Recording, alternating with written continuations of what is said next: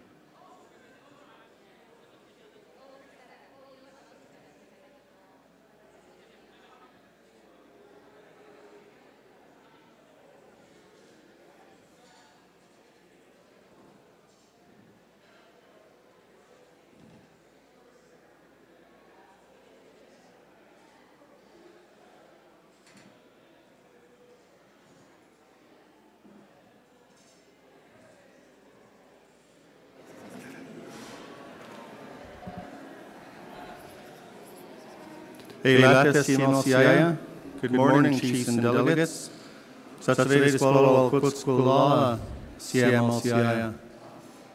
Ik was with me to Union of BC Indian Chiefs 50th Annual General Assembly.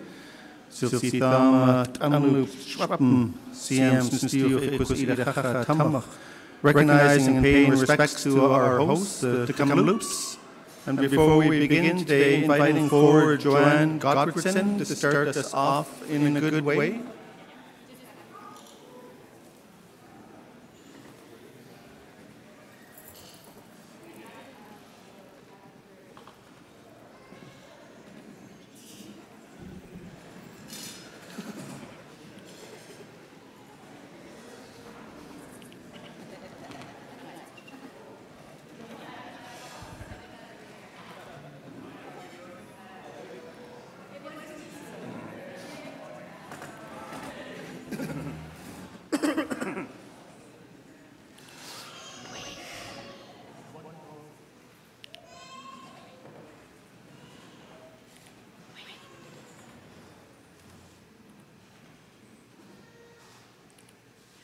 Laat de swetwin Hawaii te makisku te kamalus de shwapmach.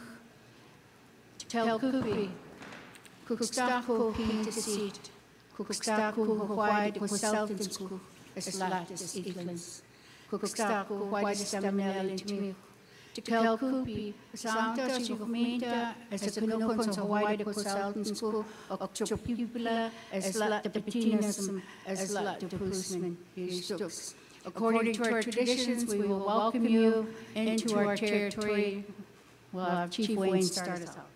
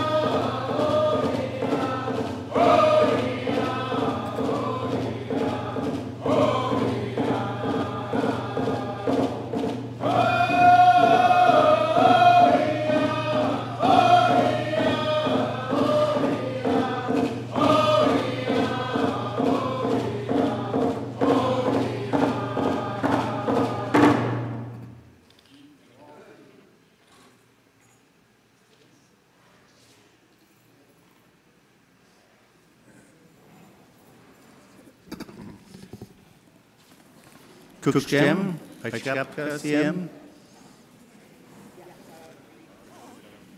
Thanking our host for starting us off in such a good way, and we'll turn to Cookby Fred for a welcome on behalf of the Kamloops.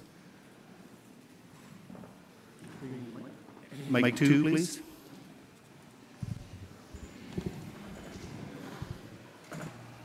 Why, quiet up.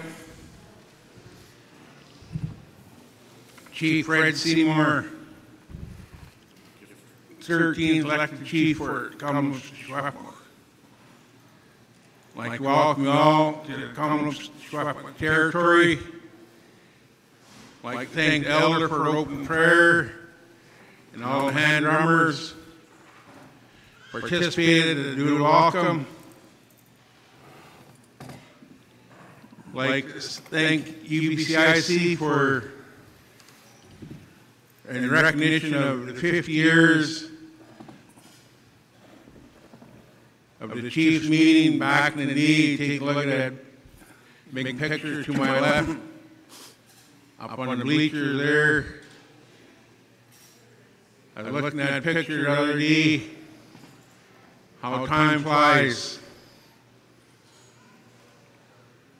Back in the day, I didn't know any better. As a 10-year-old, walk around, snotty nose probably, and trying to be somebody, but 50 years after that, here I'm sitting representing the chief of Kamloops. And again, looking at the agenda, we had a full 2.5 days. At this time, I'd like to call up our council. If you can come forward.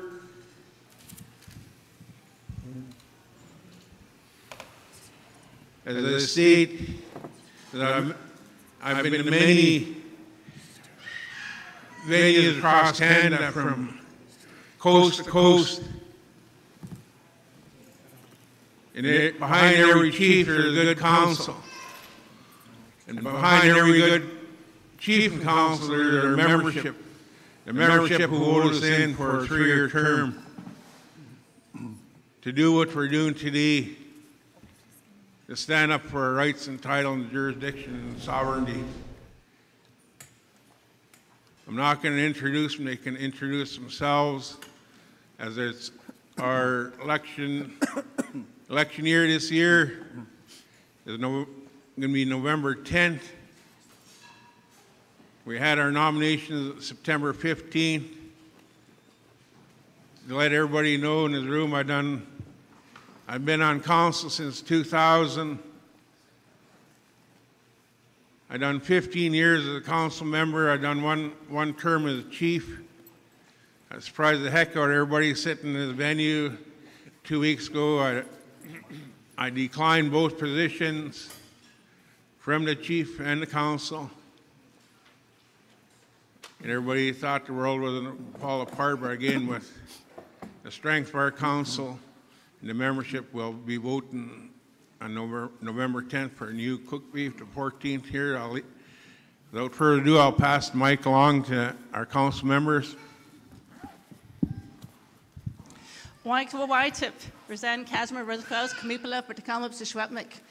I've been here in leadership for my community for 3 terms, and it's been definitely an honor to be serving our people and to be standing up for their rights. And I just want to acknowledge all of you and happy 50th anniversary, UBCIC. And I hope that with that picture that was noted up there on the left, it would be nice if we could all get together for a photo opportunity celebrating that 50th today as well. And I'm very honored that you're here taking care of business. Oh, my cookbee just showed me 3:30 today, so I'll be returning at 3:30 this afternoon to be a part of that history. Cook's Jam. Please review that, Waitip. My name is Howard Campbell. I'm an outgoing council member. I've served 3 years, and I'm going to be moving on to different things. I just want to say it's an honor to be the host of this event today, and happy 50th anniversary. So let's have some good, lively discussions, and let's have a good discussion. Waitum, Jeanette Jules and Squux. This is just completing my 9th year on council. As I always tell everybody, I was raised in politics. My pa and from both sides of my family were in politics. So when we were growing up, I always say we were fed politics for breakfast, lunch, and supper, and snacks in between. So we always had a lot of different political discussions, whether they were chiefs from other communities, community members, or we had politicians from the provincial and federal government coming into our community.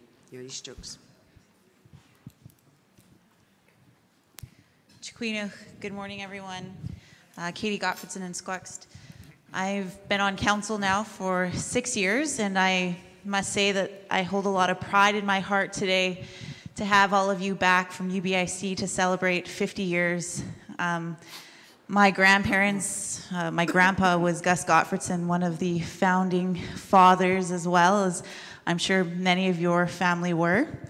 So I'm just so much pride, I guess, is filling within me today to have you all here, and I welcome you all, and I hope that all of the work that you do in these next few days are successful, and it's for the betterment of all our people. Cookshechum.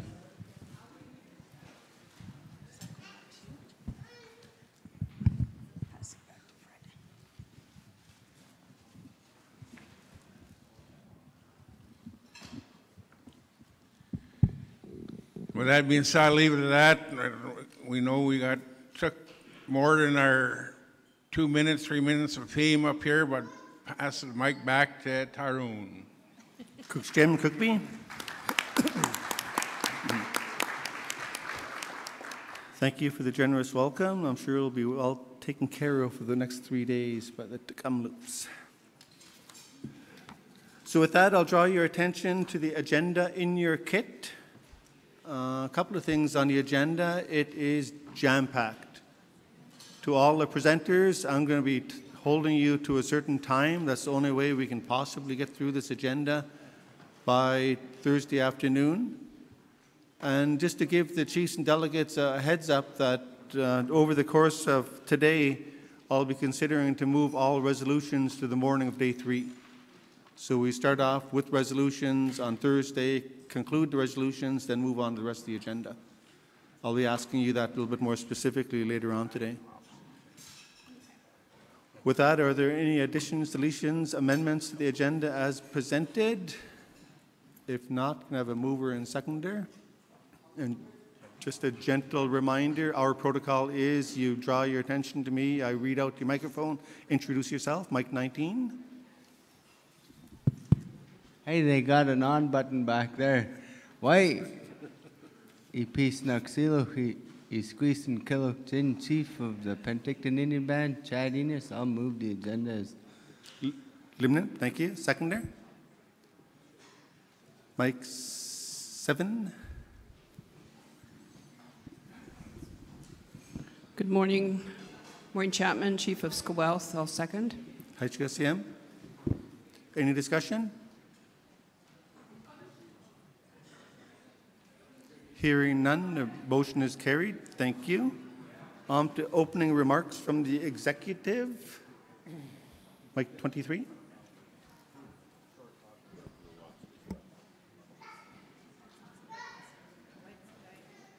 23.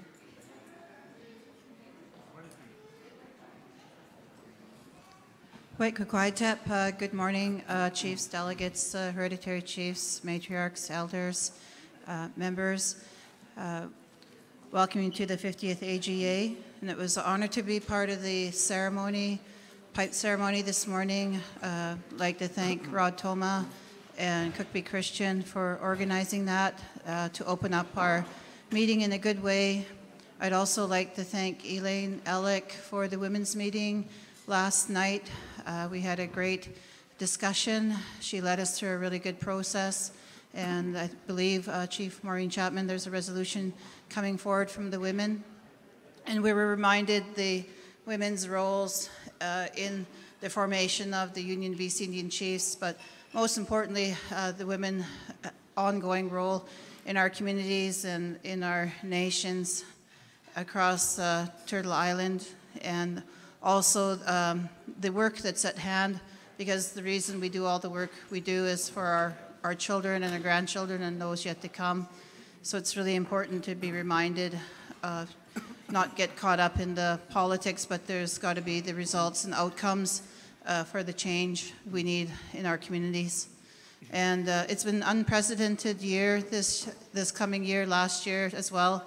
We have over 11 different legislations hitting us across Canada, different ones, language, child and family, environment, you name it. It's additions to reserves. There's many, many legislations.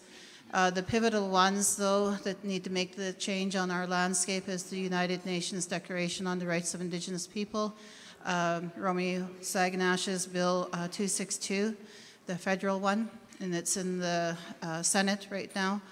And if that does pass, there is at least some sort of framework we have to work with. It might not be everything that we called for in that United Nations Declaration to be fully implemented, but it's sort of opening the doors, and we still have a lot of work to implement it, and we have to be able to lead that process. And also in the province, the Cabinet accepted the commitment document, which I'll be reporting on later, and that also opens some doors into the United Nations Declaration for a provincial level legislation, as well as some commitments in changing some of the relationship with our Indigenous people and the province. It's kind of tricky though, because under the divisions of power, the provinces were given lands and resources, so that was kind of complicated in the recognition and rights implementation framework legislation that we met in Gatineau, Quebec on September 11th and 12th. So we'll be discussing that as well. We'll be doing a presentation on that as well. So again, we have a lot of work before us today. Even though we have our anniversary, we're celebrating. We're also celebrating the strength of our ancestors.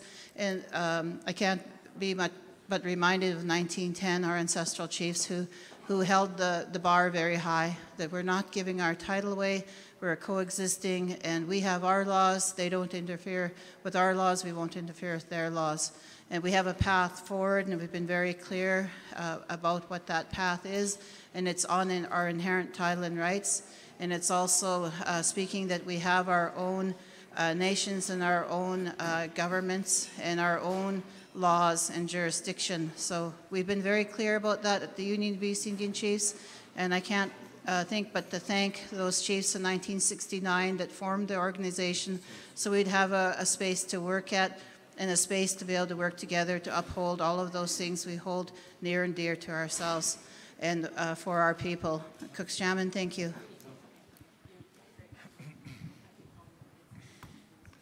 Gaelic lo hamas lo klatle.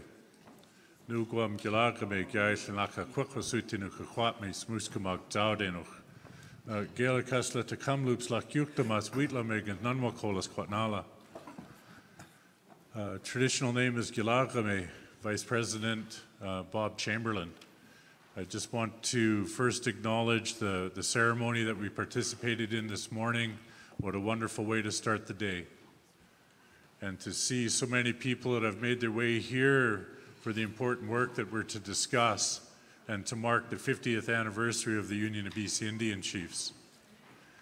The organization has never faltered in the messaging to government and to Canadians about the inherent rights and title that our people have here in British Columbia and across Canada. And we mark 50 years and reflect back on the various steps that have occurred which have set the table for us. Of course, I'm mindful of looking at the agenda and seeing that we're going to have the letter to Pierre Trudeau on the 1969 White Paper, a galvanizing moment in Canadian history for First Nations people.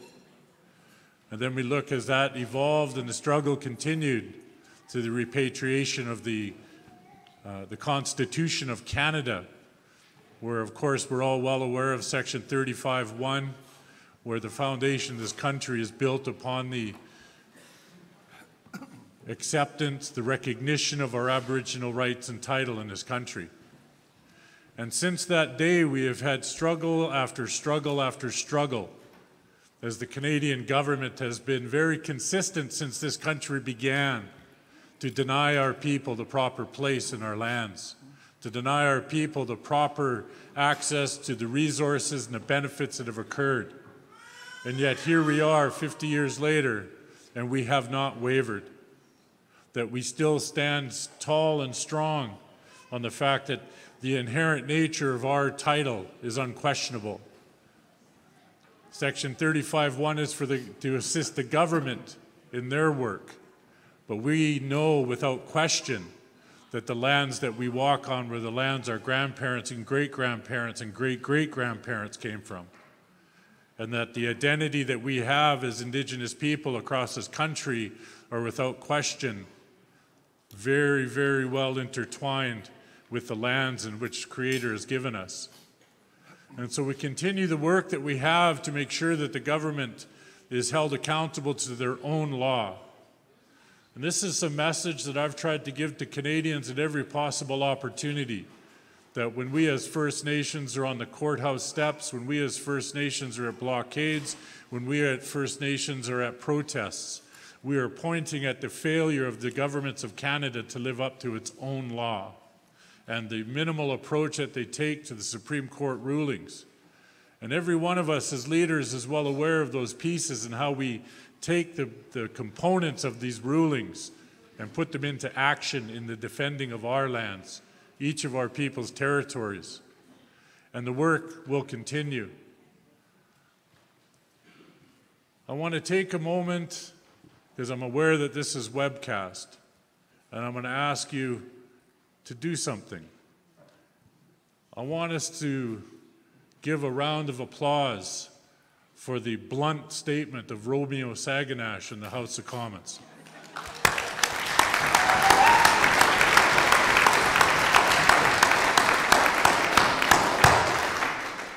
I'm incredibly disappointed that media focused on the F-bomb rather than the situation that led him there, because it's that situation that we deal with on a daily basis with government. It's the disregard that they continue to have for our people. And I believe now as we move forward, and we had hopes, I know I was one of those leaders that was hopeful when the Liberal government took power in the federal level, that we were going to see some meaningful changes, some fundamental changes to the operation of this country based upon the implementation of the UN Declaration on the Rights of Indigenous People. I'm like you, we're still waiting. And I'm, like you, disappointed in the pace that it's taken. And so the federal government is now, as the best that I can see, word around the campfire and put my ear to the ground, is they're more focusing on getting re-elected than fulfilling their commitments to First Nations people. And that is very disappointing. But as Gookby Wilson spoke about, the commitment document that we are working on now is the Leadership Council with the provincial government, where they are also committed to implementing the UN Declaration on the Rights of Indigenous People. And we all know the provincial government and its processes and permits and tenure issuances to industry for activity in our territories is where the shovel hits the dirt. And so our job now is to push quickly and with strength rooted in who we are as people to ensure the provincial government does not lose its way or lose the timetable that the federal government has. And so we can push this government to live up to its words, so we can join them in making their commitments real and tangible, so we can have the authority in our territories and end the poverty our people live under as a result of the government action, construct, and decisions that have forever sidelined our people since this country began. And so whether it's environmental assessment, whether it's my favorite topic, fish farms and wild salmon, you knew I was going to say it. But we've got work ahead of us. We have more stepping stones towards justice now. We can work to implement the UN Declaration. If the government's going to take its time, then we as nations have to step up and make it real for them.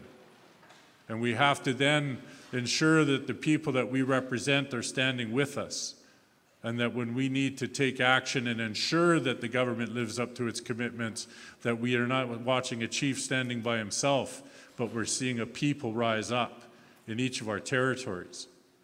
And the disappointments that I have in the pace of the federal government, I'm starting to think more and more of that. What is it going to take then for our people to say enough is enough? What is it going to take for us to lead our people to a place where it's undeniable our Aboriginal title, where it's undeniable that the government's decisions and actions are no longer acceptable? And I'm tired of trying to convince the government and Canadians that we are a people. I'm tired of trying to explain in some manner that we are indeed human beings that are no less than anybody else.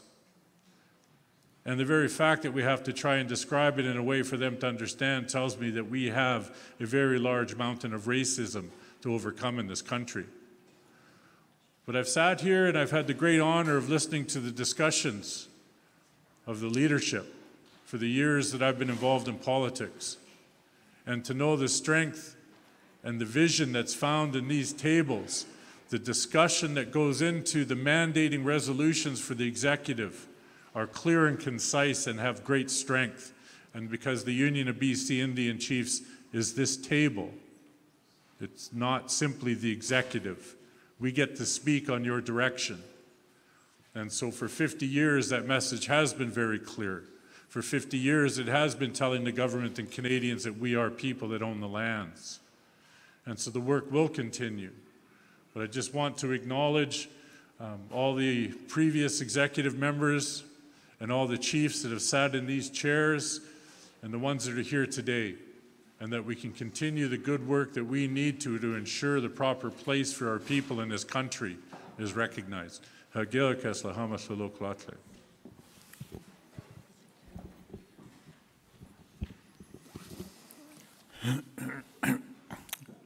Wai Haskell, Pisnaxil, Esquis Asiut.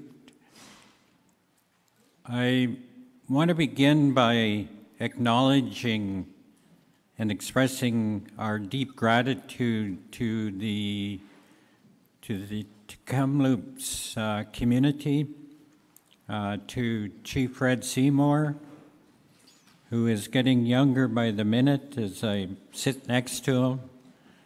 He's sitting up here really relaxed and smiling, and I don't think his mind is here. But I want to express our gratitude for having the opportunity to be in this incredibly wonderful building here. It's absolutely incredibly amazing that we're all sitting here 50 years later. 50 years after we began the historic journey that started in this room. When I got lost in Kamloops this morning,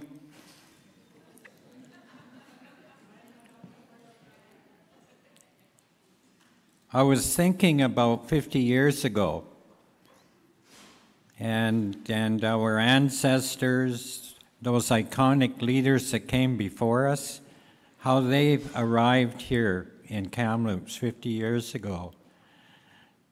We know that back in the day, a lot of our leaders hitchhiked, and they were billeted out, and they had very, very little money. And more often than not, the money that they did have, they raised in the communities through bingos and bake sales. And I certainly want to acknowledge the late Dr.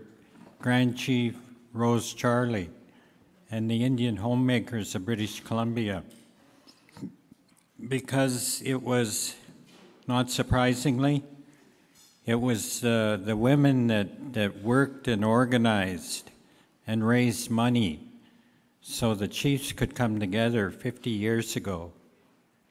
And we all know in this room that at that time we were facing the genocidal notions of Justin Trudeau's late father, who brought forward the white paper, the 1969 white paper, along with Jean Chrétien, and it was designed to abolish the Indian Act, repeal the Indian Act, do away with the reserve system, and to assimilate us into so-called mainstream Canadian society overnight.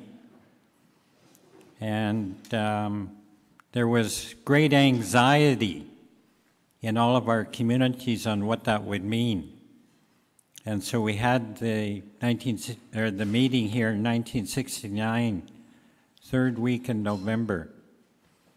I know it was the third week in November because that's when my birthday is. Third week in November. November 17th.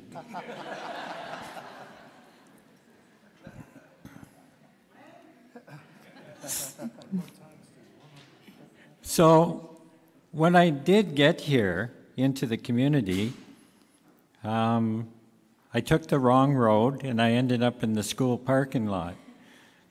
And as I drove around, I was so amazed at the developments that have taken place in this community. I can remember coming here for years and years and years, coming to different meetings. I remember we used to have the Central Interior Tribal Council meetings here. And there wasn't the type of development you see outside now. And I want to commend and congratulate the elders and the leaders of Kamloops for having the vision and the the determination, the drive to accomplish what they have just outside the door, but also along the hillside.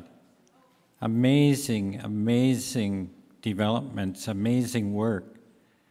It's provided employment opportunities for literally hundreds of band members and other people. So over the last 50 years, in spite of the refusal of Canada and British Columbia to acknowledge and act on our Indigenous rights, our human rights, our communities have managed, through their own hard work, their ingenuity, to move ahead and accomplish a lot. Our young people are graduating in greater numbers. More of our young people are graduating from post-secondary. And that story is going to continue. I really enjoyed listening to the Kamloops Council speak the language. There's been an ebb and flow. When I first got involved back in the 70s, our language was still pretty strong. And a lot of the leaders are no longer with us, spoke the language frequently in these kinds of gatherings. And then there was a period where the language seemed to die out. But now you can hear it more frequently, more often. And what's really encouraging about that, we're hearing it from young people as a consequence of the school programs, those incredible teachers in the community that are sharing their knowledge with our young people. So we have a lot to be proud of when you look back over the last 50 years. It's been an amazing journey. We have the UN Declaration. We have the calls to action in the Truth and Reconciliation Commission. We have just hundreds of court victories. So the question that hangs in the air is, where are we going to be 50 years from now? And that is the work that lies in front of us. We have some challenging times in the immediate future. You heard Chief Judy Wilson talk about the legislative initiatives on the part of Canada and British Columbia. We all know that the cornerstone of our political movements has been rebuilding our nations. Nation-based, community-driven.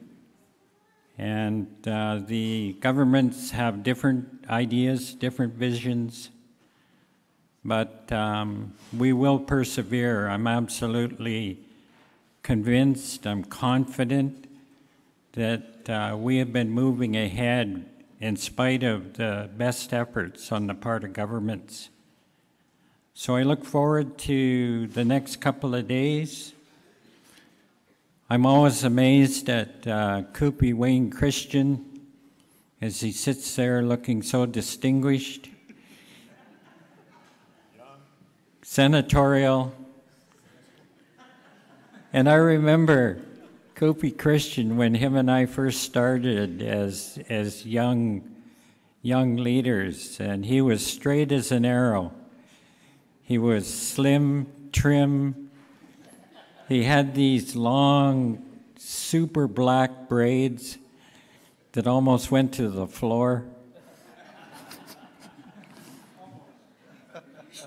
And there he sits there, just silver, looking quite relaxed.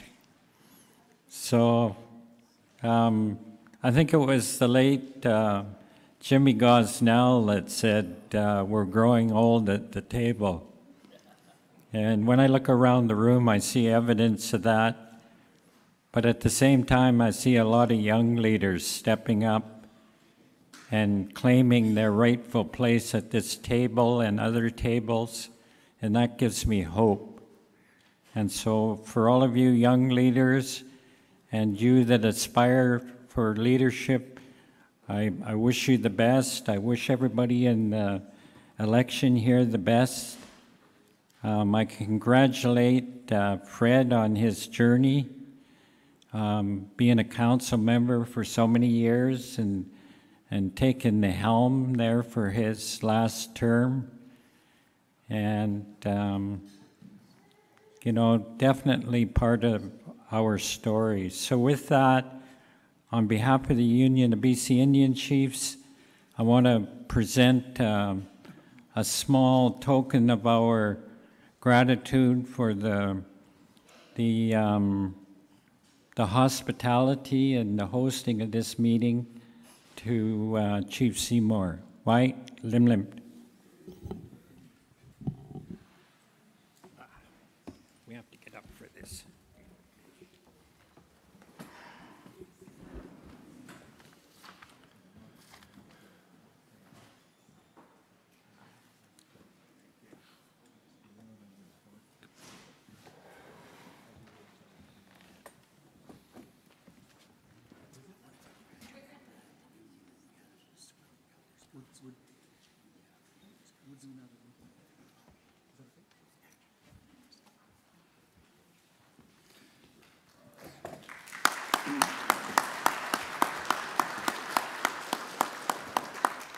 Thank you to the executive.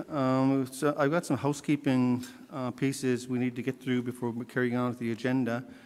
As this is an annual General Assembly, due and proper notice has been circulated to the members via a number of different formats. Galagame did mention that this session is webcast. To our citizens that are out there online watching us, just to signal to you that in many ways, we know who is watching and when, and quite often when we're finding who is watching, they're at a certain address in Melville Street in Vancouver or Victoria or Gatineau. So signaling to our citizens that at some key points over the next 3 days, we may turn the webcast off if we don't want other eyes and ears looking and hearing the deliberation that the chiefs and delegates are undertaking. That certainly isn't meant to disrespect any of our citizens. It's only acknowledge that there's others watching online as well. For those of you that are here, you're not familiar, the men's washrooms to the back corner in my right, ladies in the back corner on my left. Presenters, we're a little bit squeezed for room, so we're saving these corner chairs over here, mic 21 and 22, for presenters only, and we do have a number of them. If anybody's coming forward for any reason, especially elders, if you're coming around the corner right here, there's a significant speed bump on the floor. It's like that high. I've tripped over it twice already, so just be careful as you're coming around this corner. It's only the cabling for the microphones and whatnot. If you're not comfortable with eating on your lap, we've got limited table space here. There's more table space in the building next door. There's a map at registration. They can show you and help you get there. We should welcome all the people who are part of the organization. Yep. And as mentioned, the original photo from 50 years ago is being recreated starting at 3:30 today. After lunch is taken away, the big pictures can be placed on the back wall over there. What the organizers are asking, if you're in that picture, can you stand in the same place as the original picture? Or if your mum or your dad, your uncle, your auntie, your grandpa or grandma is in the picture, we're asking you to be there in their spirit. So look for where you are or where they are in the photo and try to place yourselves appropriately in the photo. We're going to have to bring out some of these chairs outside for the photo. We got bleacher kind of standing things to come on in as well. It's going to take the full hour to organize, so we want to do that as efficiently as we can, particularly if it's raining or possibly snowing out there. Doreen Manuel is doing interviews from 10:30 to 2 p.m. today, just talking about the significance of the 50th anniversary and your participation or your family members' participation in the union.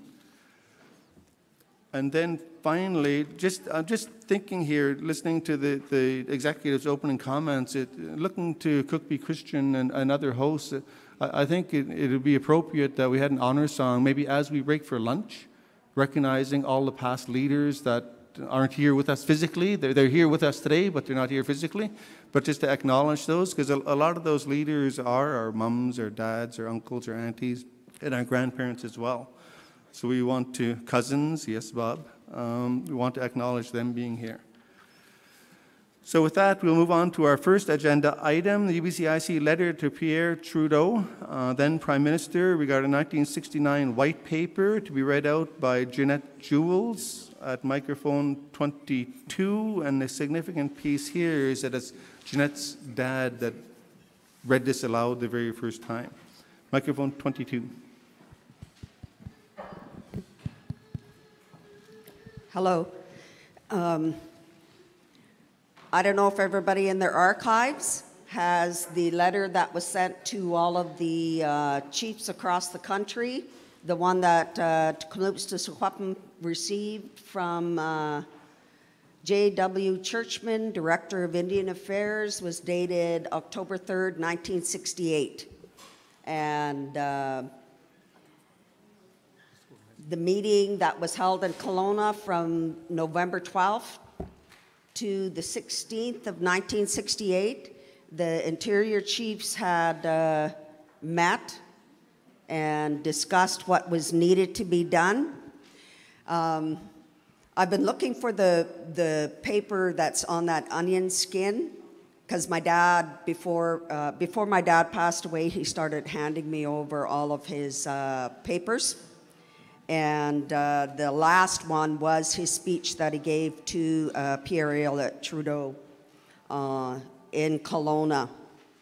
And he told my mom to wait for 6 months after he passed away to hand those over to me.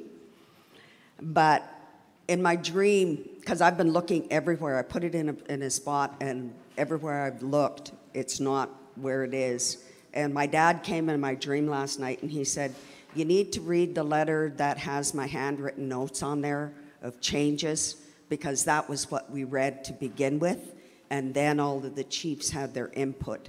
It's not the anniversary of that letter. So as soon as I know I'll find it in the next couple of days. He'll show me where it is. But this is the basis of that letter. And during the inaugural meeting, my brother Manny came, and same with my cousin Jesse. My dad was was the chief, my uncle Gus Gottfredson, my uncle Daniel, and my uncle Daniel Seymour, Fred's dad, and my uncle Skizik's Joe Jules. And it was the third day of the meeting, and I ended up getting sick, and my mom was working, and we didn't have, everybody was all busy working, so my dad told me, grab that blanket, grab something you want to lay your head on. And throughout that whole day, I was up on that top bleacher. And the speeches and the talks that were done by the elders at that time was something else. Every chief, my dad always said that, every chief but two chiefs could make it down here. One chief, and it is true, people hitchhiked, they did everything, but one of the chiefs missed his flight from up in Smithers. He missed the Greyhound bus, so he caught a cab all the way from Smithers to here and got to the front door, came in and said, I don't have enough money to pay for my cab. It was $780. All of the chiefs handed around the hat, and they got enough money to go pay for his cab fare. So that was the dedication of all of our people way back when, to ensure that we move forward with what we need to do and on what they believed in. So my dad was the hosting chief. He was one of the 26 directors of UBCIC after it was formed. And from 1968 to 1969, with the directors, they negotiated the proposed amendments to the Indian Act, mainly the land sections, but that never moved forward. When the last federal elections was going on and Justin Trudeau was running, Dad was saying, it's going to be another Trudeau mania, and then everybody will find out he's just like his dad. So he kind of said the truth in that. So this is what he read to begin with. Submission of the Kamloops Indian Band Council respecting proposed changes to the Indian Act by the Government of Canada. The pamphlet called Choose a Path, prepared by the department, does not specifically invite comment about some of the sections of the Act which are of concern to us, and this supplementary submission is therefore directed specifically to these sections. Section 3, subsection 2, why are Indian band councils excluded from the authorization granted to the minister or delegated duties and functions? We feel that we are in a better position to judge the needs of our people than officials of the department located in Ottawa. We point out that much of the dissatisfaction with the present act arises from the lack of power and authority to band councils. To give just one illustration, we operate an industrial subdivision on part of our reserve and lease lots in the subdivision to various individuals and companies. Before a lease can be granted, not only must the band council pass its resolution, but the lease is then routed through the Kamloops Indian Agency, then to the Vancouver office, and finally to Ottawa. The same process is followed on the return trip. We cannot document instances where months have gone by before a lease is finally issued. In many cases, by the time the lease has been returned and the lessee has gone elsewhere, because people today require almost immediate decisions. These delays cost us money, and we don't like it. There must be a change to grant more power and authority to Indian band councils. After all, our Indian people elect us to represent them. They do not elect officials of the Department of Indian Affairs. Number 2, Section 18. Why doesn't Section 18 state clearly that all reserve land is held by the minister in trust? Our lawyer tells us that the phrase for the use and benefit of the respective bands implies a trust, but we do not like to be sure, we would like to be sure of this. If the reserve land is held in trust, the terms of the trust should be spelled out so that we can know and understand them. Non-Indians would never accept such vague terms as we are now contained in the Act, so why should we?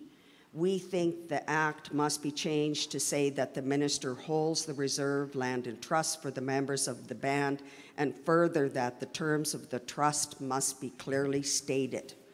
We know that trust companies, lawyers, and many individuals in the non-Indian community hold property in trust for others. In such cases, there are declarations of trust executed which contain the terms upon such property that is held in trust.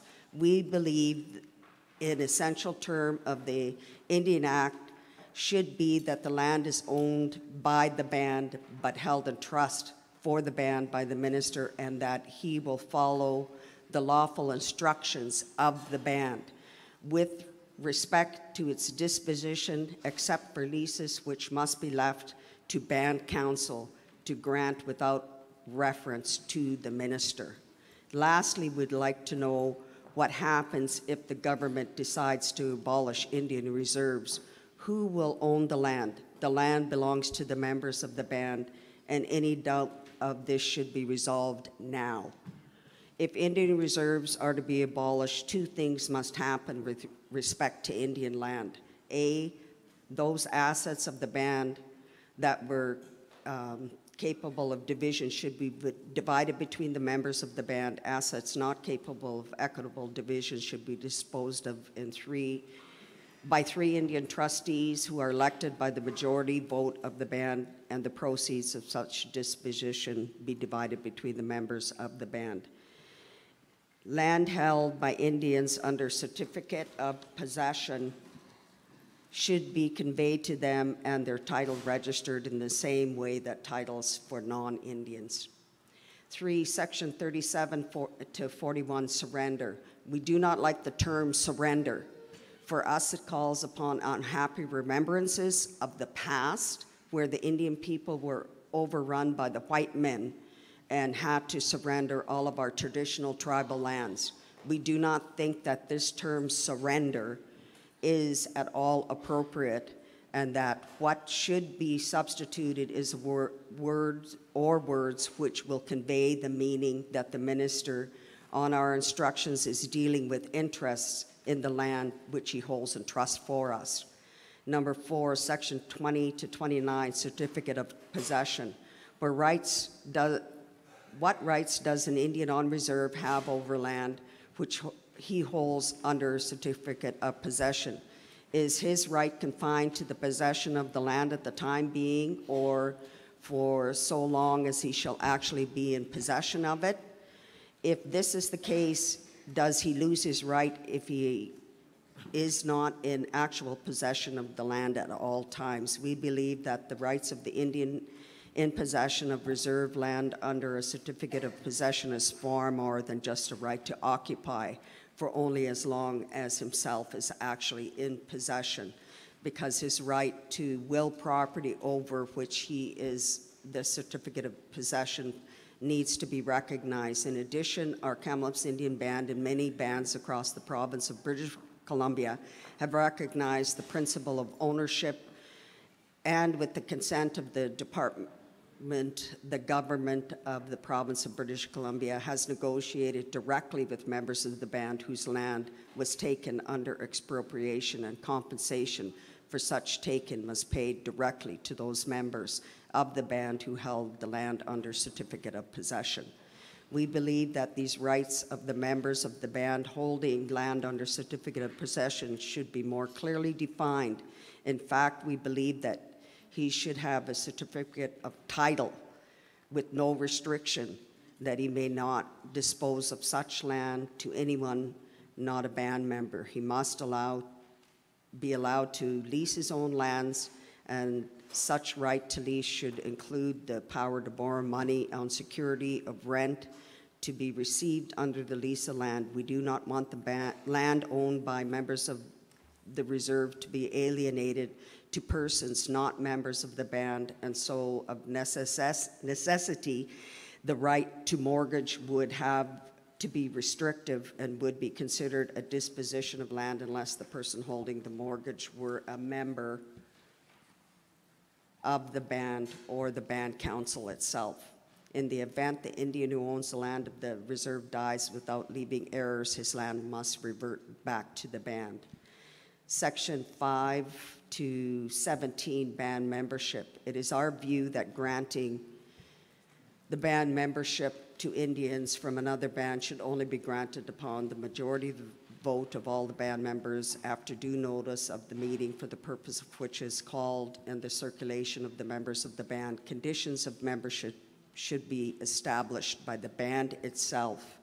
Band funds, the spending of capital funds of the band should be at the direction of the band council with the consent of the band, and further such funds should be deposited in local bank accounts. And we're still struggling with a lot of those pieces today.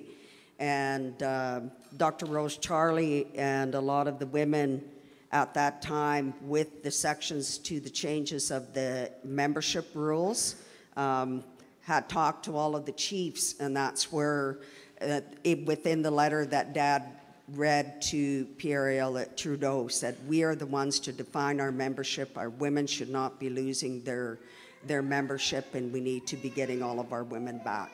And that was stated by and agreed upon by all of the chiefs at that he had been meeting with at that time. But it's a big history of what all of us have done, our parents, our grandparents, and the fight that we are still doing today. When they sent the picture, they had the big picture like that, and they were sending it around, and they had it in the union office. I think it was Arnold who came. Someone told him to come and see my dad. And they were having a hard time naming all of the chiefs in the picture. My dad named every single chief, every counselor. Rose Charlie's in there, and the other women who were with working with Rose at the time. He named everybody, and he told a story about each one. And there were 2 chiefs he couldn't remember. And he told whoever it was that came, call me in a couple of days and I'll tell you who those 2 chiefs were. And they had been, that was 2.5 years of everybody trying to remember all of the chiefs and who they all were. And then 2 days later, he got the phone call and he told them who those 2 chiefs were and told a story about those 2 chiefs and what they said and what they stood for. And the other thing that was done is not only was there and I know Chief Maureen is going to bring that up, but the women were always supposed to be a part of UBCIC and have a seat and have a voice and to bring the issues that women have forward. And the other big one that I remember sitting up there, because Philip Paul and all of those guys were young chiefs then, was all of the older chiefs. My dad, Cy Baker, James Gosnell, all of and George Manuel, they all talked about mentoring the young chiefs.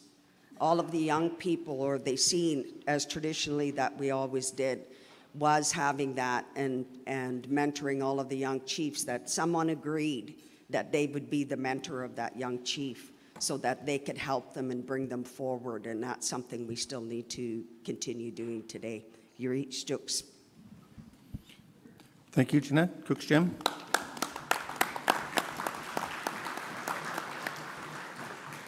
Inviting Brenda Gertner forward as she comes forward to mic 22. A couple more things. For the elders, if you're in the bleachers and you're not comfortable, there are some cushions available at the registration. Feel free to help yourself or tell one of the staff to bring you one. There's going to be 2 opportunities for acknowledging the 50th anniversary of the Union. There's a, I wouldn't say less formal, but a shorter one over lunch each of the 3 days. If you take 2 or 3 minutes, you can do that there. Or if you have a more formal presentation, we're inviting you to do that at the gala dinner tomorrow night.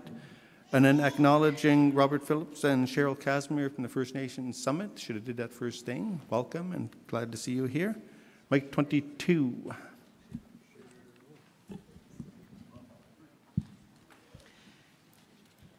White, good morning. Elders, chiefs, matriarchs, executive council, leaders young and old who are with us today. Those who are in the past who are in the room with us. I want to begin by acknowledging the ceremony this morning. I was so grateful that I came in last night so I could be in the circle to witness the work and the prayers. It feels much stronger in my heart for being there, and it feels good to be in the room together with those that remain in those practices. And I also want to thank Grand Chief Ron Ignace for being on the same plane with me last night to make sure I got brought into the territory and delivered well so I could rest. So thanks all of you.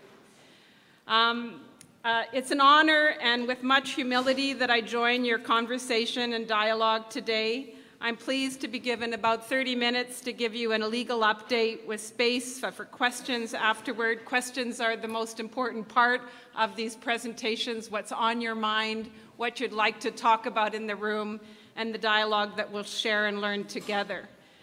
The Leadership Council's asked me to summarize in 3 points what I'm going to cover today. The first, in honor of your 50th birthday or your 50th anniversary, I want to provide some humble observations as one of your loyal foot soldiers. We've come a long way, and the path ahead is both worthy and often impossible. And so it's meetings like this that we share the time to look each other in the eyes and inspire each other for the work and the struggle ahead. Second, I want to give some observations as a legal counsel to Indigenous peoples around the efforts that you're making through the Leadership Council and otherwise to enforce change through legislative efforts. Cookbee Judy spoke about this in her opening comments, and I think it's important to give you a few observations on the value of the strength of that work. And then last, I'm going to finish with some case updates. There's 3 cases that have happened since the last General Assembly that I think are of value to your consideration. So I'll do that and then close. So first of all, it is fantastic that you are celebrating 50 years of unity in diversity. The strength of the union has been to uphold the vision of the chiefs and the Native Women's Associations and the Homemakers Association for what? For recognition and respect of your Indigenous title and rights over the lands, waters, resources, and humans of your territories, including the rights of self-determination and the rights of self-government and all the other rights and responsibilities that inform who you are as Indigenous people within your territories. Rights and responsibilities that include a basket of collective and human rights that are now articulated in the UN Declaration of the Rights of Indigenous People. So why is this incredible? Well, first of all, we're human, and there are human conditions. And it's incredible, given politics, law, economics, sex, and money, that here at the UBC, we're still here. We're still working hard, we're still strong. With very little money and a whole lot of commitment, the union is a can-do organization. You're an actualizer. You're a standard setter. Those things are so important when the work ahead is complicated and confusing, often with very difficult judgment calls being made at the local, the regional, and the national level. And so the union has always stood for that hard standard setter. And it is that standard that holds us through the complexities. It's amazing work that you've done, and I would observe not only to assist Indigenous people here in BC, but throughout Canada and the world, to reclaim, revitalize, and implement your rightful place within modern federalism. There are not 2 orders of government, there are 3. And your work continues to make sure that's clear on the land, at the tables, in your hearts, for your children and your grandchildren. So I hold my hands up deeply on behalf of Mandel Pinder for the work that the union continues to do, and we are so grateful to be part of your team. Mandel Pinder has had an enduring and special relationship Louise Mandel is my elder in many ways in the work. Leslie Pinder and Chloe Ostrov, they all began as in-house counsel to the union. And it was on the advice of Grand Chief George Manuel that the three of them, and I joined them 2 years after, that it'd be better if we started our own law firm and became the law firm that worked beside the union rather than within the union. And we've been doing that. I started when we started with double tracking. At that time, I met Grand Chief Robert Pascoe and Dr. Ignace and Kat Peña, and we began the work and have continued to do the work on the rivers and for the fish. So we've had the honor of supporting it. So I wanted to mention a short story that Louise often tells. She spoke it again earlier this year, that George Manuel, when asking Louise to begin this work, Grand Chief George Manuel said to her, "I want our rights recognized." And Louise said, "Well, what about constitutionalized?" And Chief George said, "Yes, constitutionalized, but also recognized." And I think that is such deep wisdom that we're still working with today. Simply putting Section 35(1) into the Constitution has not resolved the land question. We all live that. We have to continue to inform, fight against, and evolve against the underlying principles the Crown relies on, that for some reason there was terra nullius and they discovered you. That continues.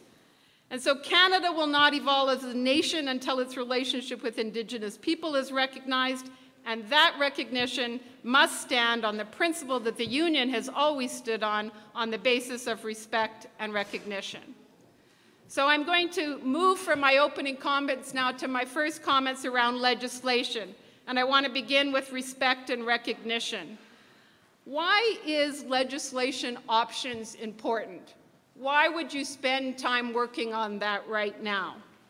Well, I think it's fair to say that if you observed even just 7 years ago when Harper's government was in place, he was getting rid of legislation that provided minimum protections for things that are extremely important to you. And so now, although imperfect and difficult, both the federal government and, at least in this province, the provincial government is looking for ways to implement change at a legislative level. What does legislation do? It's not going to solve the land question overnight, just like Section 35(1) did not solve the land question overnight, but it can create a space for respect and recognition. The colonial governments use the superiority of their law to overwhelm you and to disempower. And so can we, through legislation, create a space for the enactment of your laws in a way that's enforced and respected? One of the key things, and I want to reflect, I very recently had the opportunity of witnessing Professor Val Napoleon and Professor John Burroughs' work at the University of Victoria, and the beginning of a degree in Indigenous laws.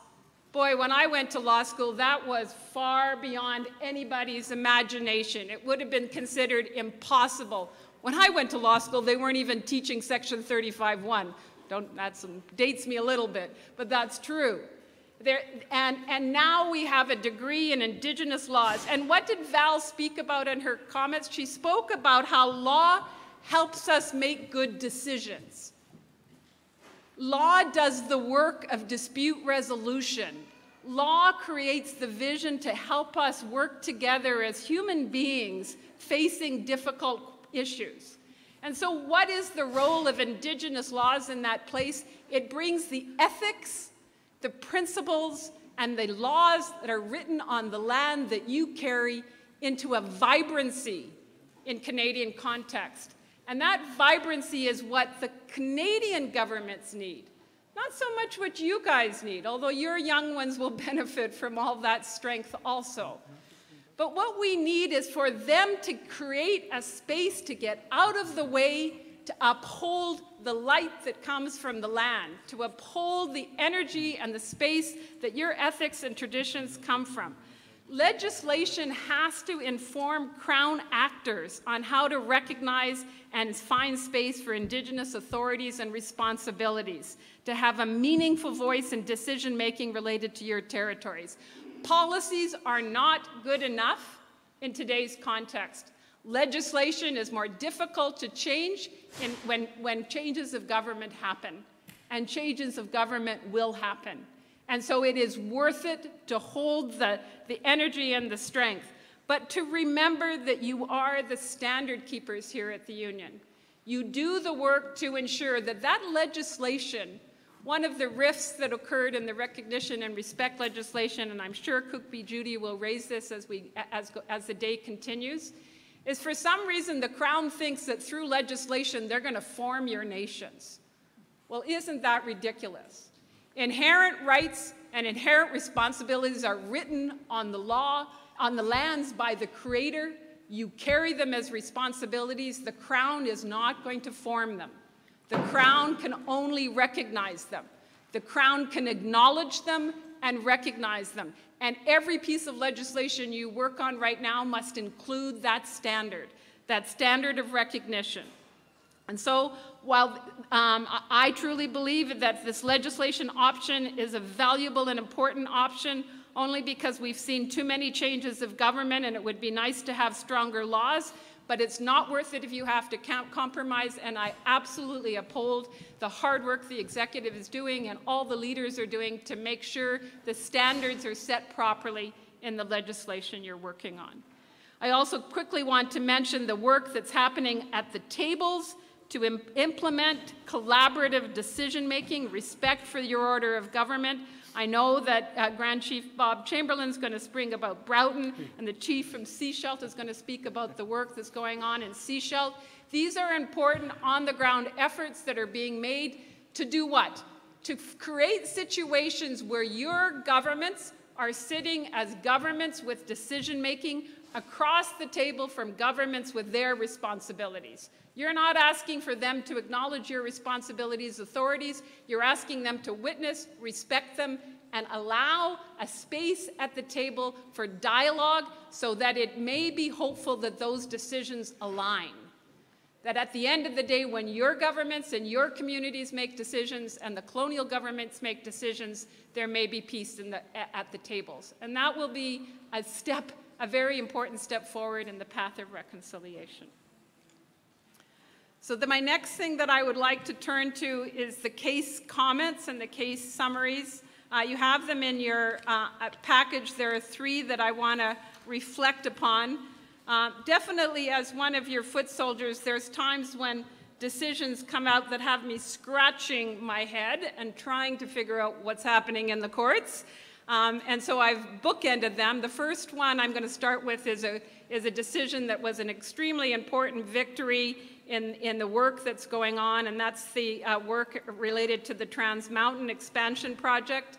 And I just note on that as a starter, whether you're a nation that is moving forward on this project, whether you're a nation that's still trying to decide that, or whether you're a nation that opposes this project, this decision is extremely important for all people in British Columbia in the legal dialogue around what consultation is good enough and what is not good enough. Interestingly, in the Trans Mountain decision, I've left my notes, this is a good sign. Interesting in the decision, in the Trans Mountain decision, what the court did was they set a standard. They didn't have to apply or develop new law. And some of us have been saying this for quite a long time. We don't need more law, we need the political will to apply it in a way that's respectful. And this is what the court did.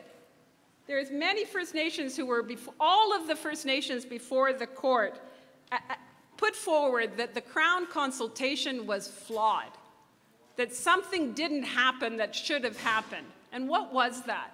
For some of us that had been working at the tables on behalf, for me, I've been working at the right hand for the Upper Nicola community as they've worked through this. Others have worked with the Schwepmic, with the Tsleil-Waututh, with the Stalo. So many people entered into the negotiations, entered into the consultation, knowing we had to consult, but holding the Crown to a standard of accommodation We're not here just to talk. And that's what the government was doing. They came in, they took notes, and they left. And they didn't accommodate. They didn't seriously consider our concerns. Even when we proposed possible solutions to the problems, all they did was take notes and go back and talk to their decision makers. So what did the court say? Oh, the other overarching comment that I want to make about this decision is that the National Energy Board, set to do the environmental assessment first, set all the scope of their work first. And for some very odd reason, and if you ask all of the nations along the shipping route, the National Energy Board said, really, our jurisdiction only goes until the terminal. We can consider some of the issues around spill response, but we are not considering any of the other concerns along the shipping route. And for communities along the shipping route, that was very confusing because, of course, there's a significant change in the number of large tankers carrying diluted bitumen going through fishing lanes, archaeological sites, and very tenuous and vulnerable places in the mouth and along the river in the Salish Sea. And so one of the strong concerns that were raised by a number of First Nations Tsleil-Waututh was one that the NEB's failure to include marine shipping was a flaw. The second significant concern that was raised was the limited time available and the failure of the Crown to actually accommodate. The third concern, and this is an important one from a governance and an Aboriginal title perspective, is the Crown failed to assess the risks at stake. This was an argument that a number of nations, and in particular Upper Nicola, raised very strongly through the appeal process, that when you come to consult, you don't just consult about environmental impacts. And one of the things the court said very clearly is that's right. You don't just consult about environmental impacts. Environmental impacts and Aboriginal title and rights impacts are different. Environmental impacts are one of the Aboriginal title and rights, but they are not equal to each other. The additional things is the right to use the land, the right to make decisions around the land, the right to manage the land, the right to take economic benefit from the land. These are all decisions that the Canadian courts have said are part of Aboriginal title. And so when the Crown sits down to consult with you on a project like that, those rights also need to be considered. And as a lawyer assisting the nations at some of these tables, I can tell you that at the Trans Mountain thing, the Crown didn't know what to do with those rights. They wanted to talk about environmental impacts. And even with those, environmental impacts like water impacts, water crossing impacts, spill response impacts, drinking water aquifers, keystone cultural and spiritual sites that the Secwépemc raised, the governance rights, all of those rights, all they wanted to do was hear them and hope that the NEB had fixed them. And what this decision has said is that's not good enough. The court didn't have to apply new law, didn't have to set it. They said it's not good enough. Consultation is a two-way street in which Canada has to come to the table and listen to the concerns. Relying on the NEB was not enough. The consultation that occurred after the NEB was where the Crown themselves, the federal government themselves, could have done something. They could have moved. They could have listened to the concerns. They could have tried to figure out how to fix them. They could have started dealing with your title, your rights, all of components of that, and they chose not to. You may recall that while the court was waiting on this, and while we were waiting on the court for a decision in this matter, there was a whistleblower from the Crown who revealed that there was a certain moment in time in the Crown consultation where all of a sudden they were directed from on high, and we can all know where on high is when the Crown is, and that was a cabinet decision. The consultation had to finish, and we were making a decision in a month. And I can tell you, we experienced that at the tables. All of a sudden, the dialogue that the chiefs had worked hard to create with the Crown was over. All of a sudden, everything was happening fast, fast, fast, and there was no substance. And that was exactly what we took on in the court case, And exactly what the court specifically said, that's not good enough. You can't, from a timetable, just override the responsibilities you have to Indigenous people. And so what did the decision say? You go back NEB, and listen to what happens and listen to the concerns along the marine shipping route, and go back and finish consultation with Indigenous people. That's what the court ruled. We waited to see if the Crown was going to appeal. They have not appealed, and they've issued direction to the National Energy Board to proceed to consider the marine shipping. They have recently sent a letter to the nations giving very, very short time frames, incredibly short time frames. It's sometimes one of those situations where you wonder why they don't learn from their mistakes.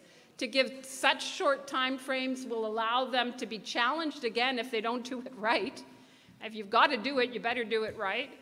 And the second thing that they said, and the Crown has announced, is they will be proceeding to move back into the consultation that was improperly completed in the earlier stage. So I'll conclude my comments on this with one thing that I take inspiration from, and I hope you will in a small way. The decision of the Federal Court in this matter, Federal Court of Appeal in this matter, referred to the decision in Clyde River.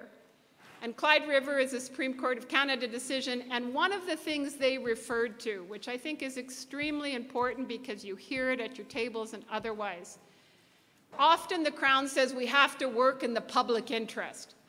And that's their language for saying we got to think about everybody and we can't just think about Aboriginal people. And often that feels like a trump. At the National Energy Board, many nations, I know Upper Nicola and others did, said public interest includes Section 35(1).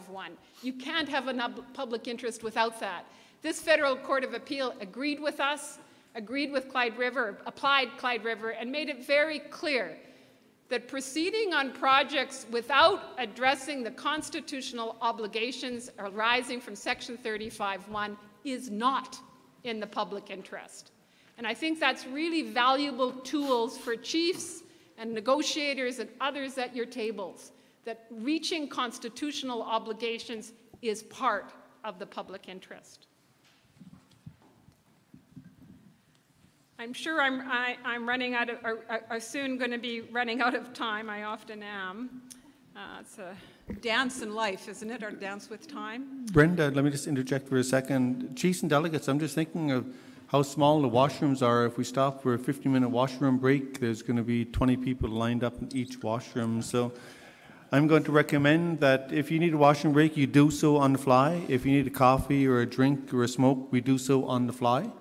And that way, Brenda, you've got another 15 minutes because we're taking up the break as well, starting a little bit late. We won't go into questions or comments to Brenda's presentation because it comes up throughout the agenda. Should I clear that up?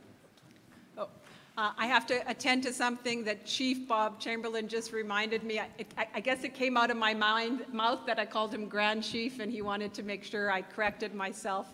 I apologize for that. I must be thinking about the future. That'll cost you $50, Bob. Uh-oh, I've blown it again. Oh, I'm so sorry.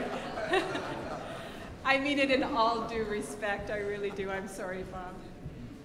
All right, so the next decision that I need to speak on, not because I want to, but because I think many of you have heard about it, and when Andrea Glickman and I were talking about what might be useful, she asked me a question about the recent Williams decision, and it had me scratching my head and thinking that it would be important to talk about it with all of you.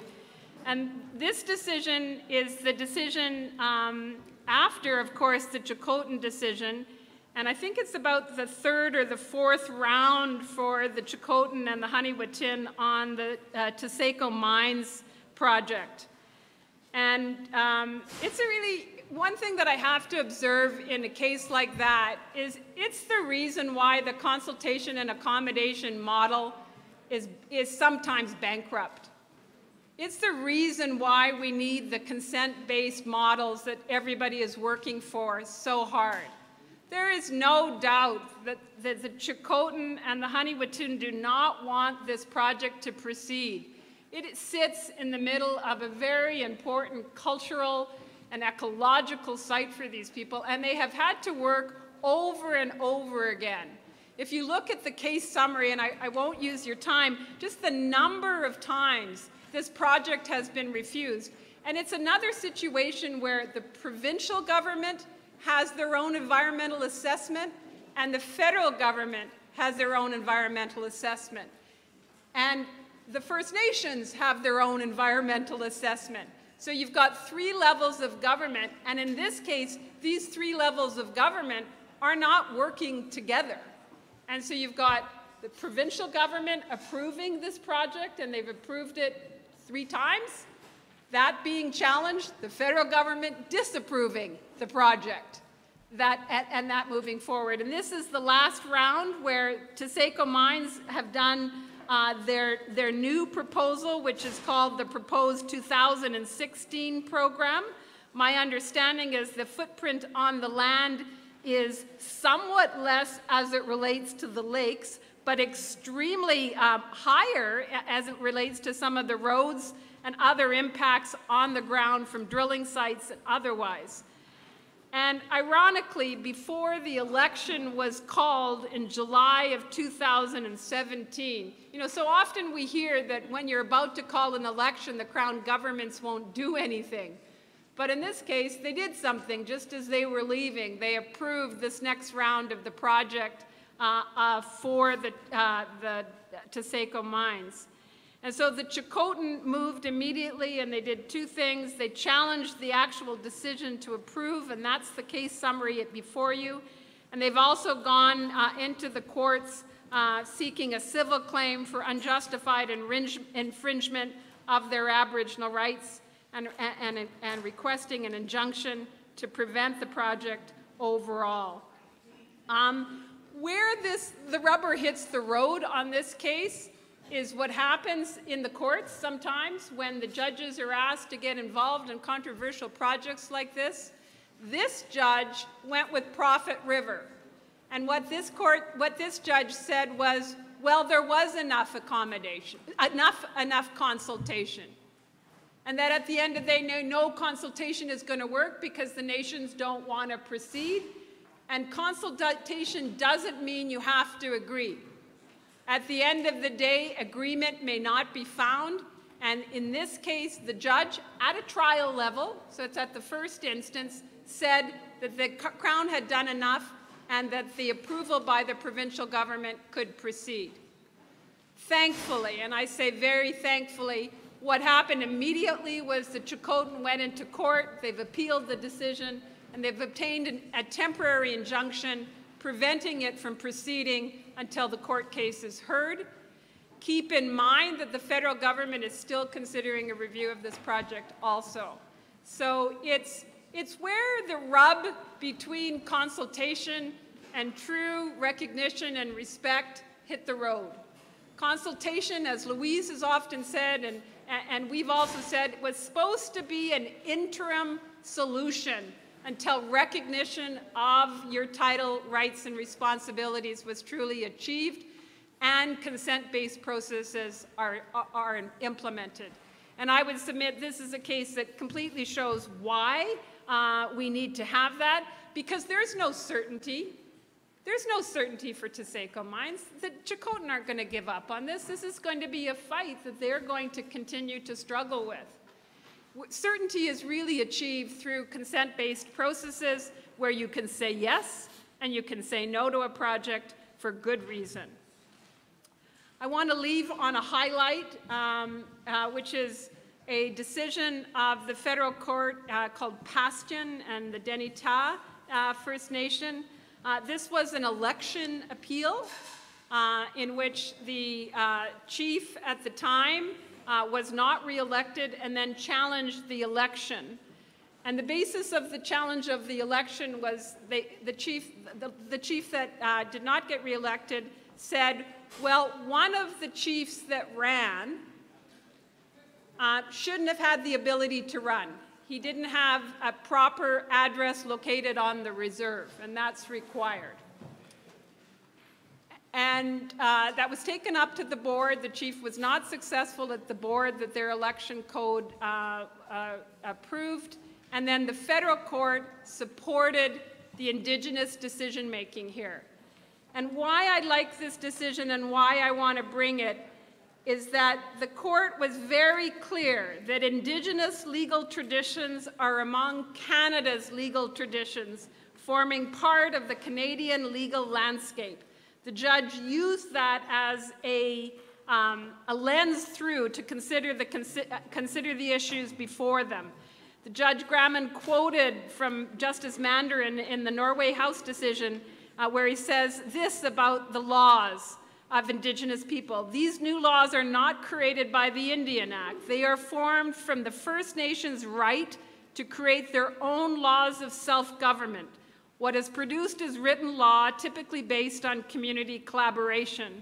The Justice Graman even went one point further, and he said, even referring to them as custom is a misnomer. It should be really phrased as Indigenous legislation. And frankly, as a lawyer working on your behalf, after the union working 50 years and me working just a mere 35, it's really uplifting to see a judge say that in a decision, that Indigenous laws should be read as Indigenous legislation and that they have a place in Canadian laws and a place in going forward. The next thing he said, and he did right in this decision, was under their election code, the nation here has a board, and that board is made up of a group of elders that review the process for being nominated. They review the nominees, and they oversee the election. And what the justice did in that case was he said, as an appellant court, as a court that's hearing this, I have to give distinct respect for the expertise that is sitting in the hands of these elders as a board. It is not my job to replace my decision for them. It is my job to respect them as holders of Indigenous legal traditions. They are best placed, this is his words, they are best placed to understand Indigenous legal traditions, the purpose of Indigenous laws, the communities they serve, and their respective needs, and how to weigh culturally relevant facts.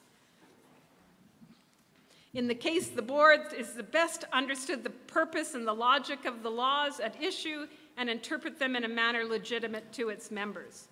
And so the judge deferred to the board's special knowledge and made the observations that under the code, if someone was going to complain about residency, they were to do that at the time of nomination, not after the election was held and after the votes were cast. And so Judge Graman said the courts must move away from thinking they have a supervisory role and to rethink the role of First Nations governance and respect for self-governance principles. And so I think it is good to find hope in these places. I recognize that where the courts have been moving have been to find more comfort in recognizing your Indigenous laws and traditions when it comes to your own band disputes or your own intra-nations disputes. But I say that that's on the path of reconciliation and that we will continue to fight for that so that recognition also occurs in your territories around the lands and the resources. In closing, I want to reflect from the heart around the UBCIC turning 50. For these years, I've had the honor of being taught by many of you, and I think about the 4 decades you've completed. That's 4 rounds of the full circle. That's moving in 4 different directions to complete the first wheel of life and to begin the next. In the beginning, the next, you have the opportunity to take the knowledge and experience acquired through those first 4 rounds and move into the next round, willing to be more creative, willing to approach things with both the wisdom of the past and the knowledge that the future requires new thinking, new ways of eclipsing, and new ways of being creative. I have two fond memories. One I want to share of Grand Chief Stuart Phillip. You know, for an organization, Grand Chief Stuart Phillip shows what it means to show up, the first requirement in the fourfold way. He shows up. I am often, and I know all of you are often amazed, I honestly think he's got at least 9 lives that he's working with.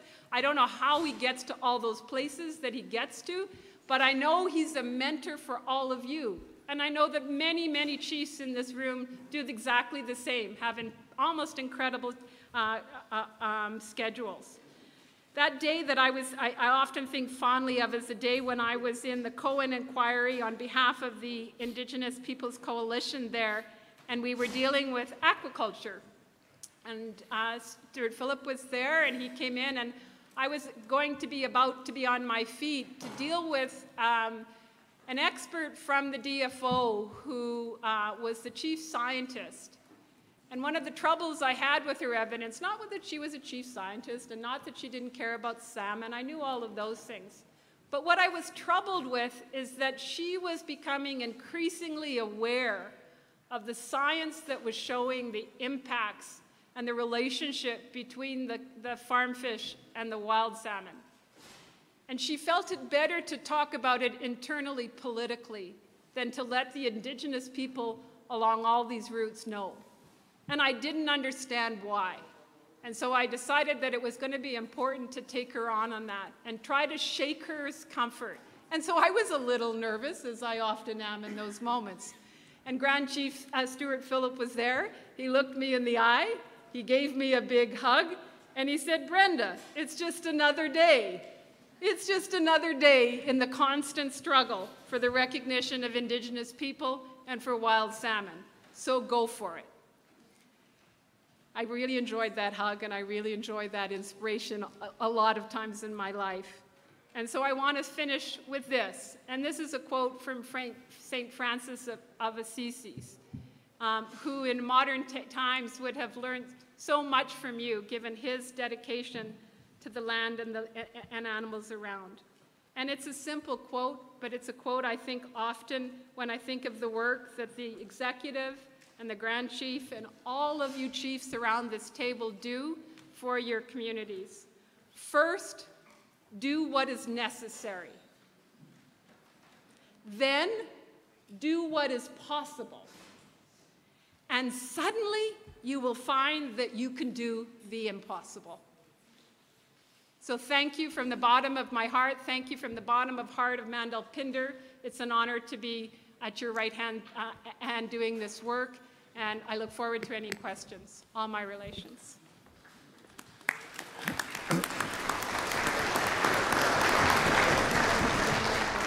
Thank you, Brenda. As I mentioned earlier, we're not going to have time for questions and comments immediately after this because it's related to the agenda over the next 3 days, Brenda, so I'm sure it'll be coming up over the course of the next couple of days.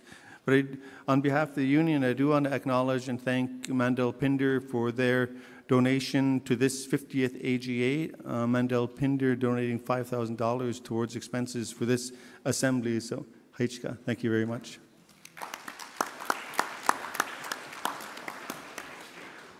So with that, we'll move directly into the recognition and implementation of rights with Cook B. Wilson at mic 23. Or are you moving? 23.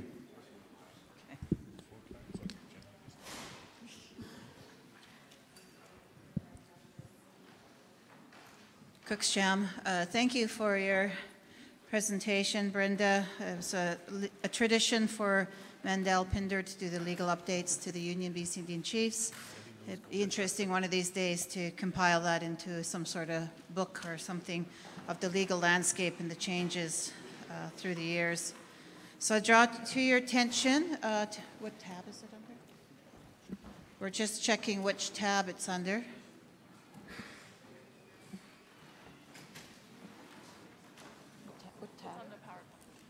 Okay, they're just, I guess it's not in your book, it's on the PowerPoint. I'm not sure if it's going to be handed out. It's the recognition and implementation of rights framework. As many of the chiefs and delegates know, we've been working on this for a while now at the federal level. And you remember the Valentine Sweetheart speech Prime Minister Justin Trudeau made on February 14th this year, 2018, and his intention to embark on a nationwide engagement strategy to discuss the development of the recognition and rights implementation framework.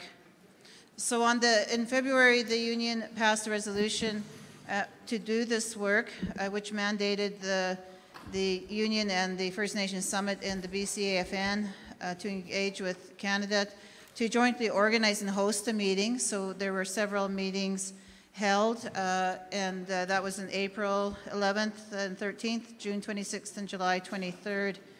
And the forums were really important because it was the first time Canada came forward saying we're going to talk about, what recognition meant and what the rights implementation meant.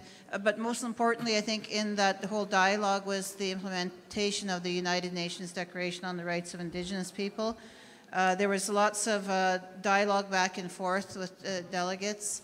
One of the comments I remember, actually, it was Chief Wayne Christian's letter saying that, we already have our rights, we already have our laws and jurisdiction for our nations. So the Squatin did read out a letter, I think it was Chief Ryan Day, or I'm trying to remember who read the letter out. But many of the nations are saying the same thing. Also that, the importance of the recognition, though, was that they recognize our nations and our governments.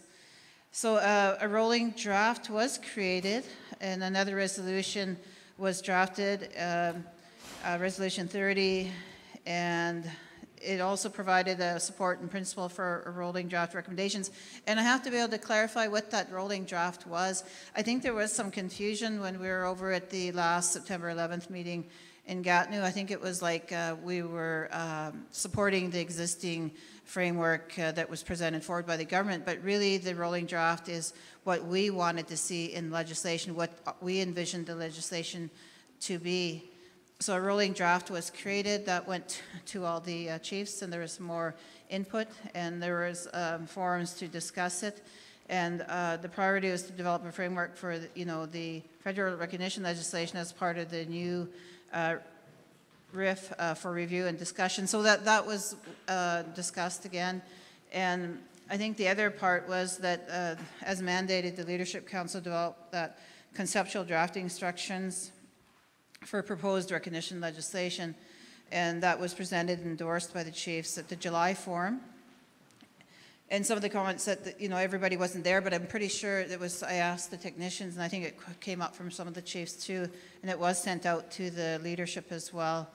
So the conceptual draft has since been revised based on input from the chiefs and the leadership at the forum. And it also went to an ad hoc group of legal and other experts for review. So I'm hoping everybody's got the handout. So in July, Canada held a technical forum on the recognition and rights framework, and the conceptual draft was shared there at that table. There was more discussion.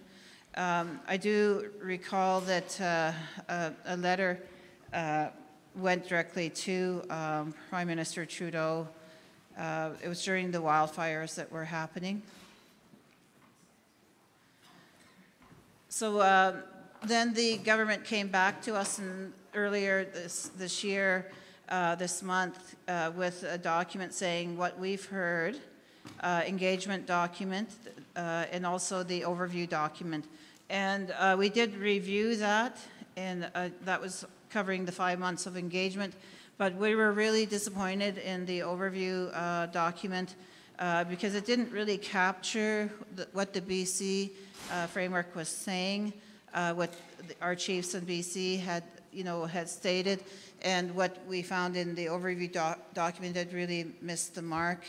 And over at the meeting, we did dialogue it further on September 11th and 12th, but there were concerns identified. We had a BC caucus and during those 2 days, and I just wanted to thank Melissa Louis, if she's here. She did the notes from the BC caucus, because they had the AFN, I think, technicians that were going to do the facilitation and the notes, but I was just worried the AFN wouldn't capture our notes exactly in accordance, and because we've been working on this for a while now, and I wanted to just make sure it wasn't just glossed over. And so Melissa captured some of the key highlights.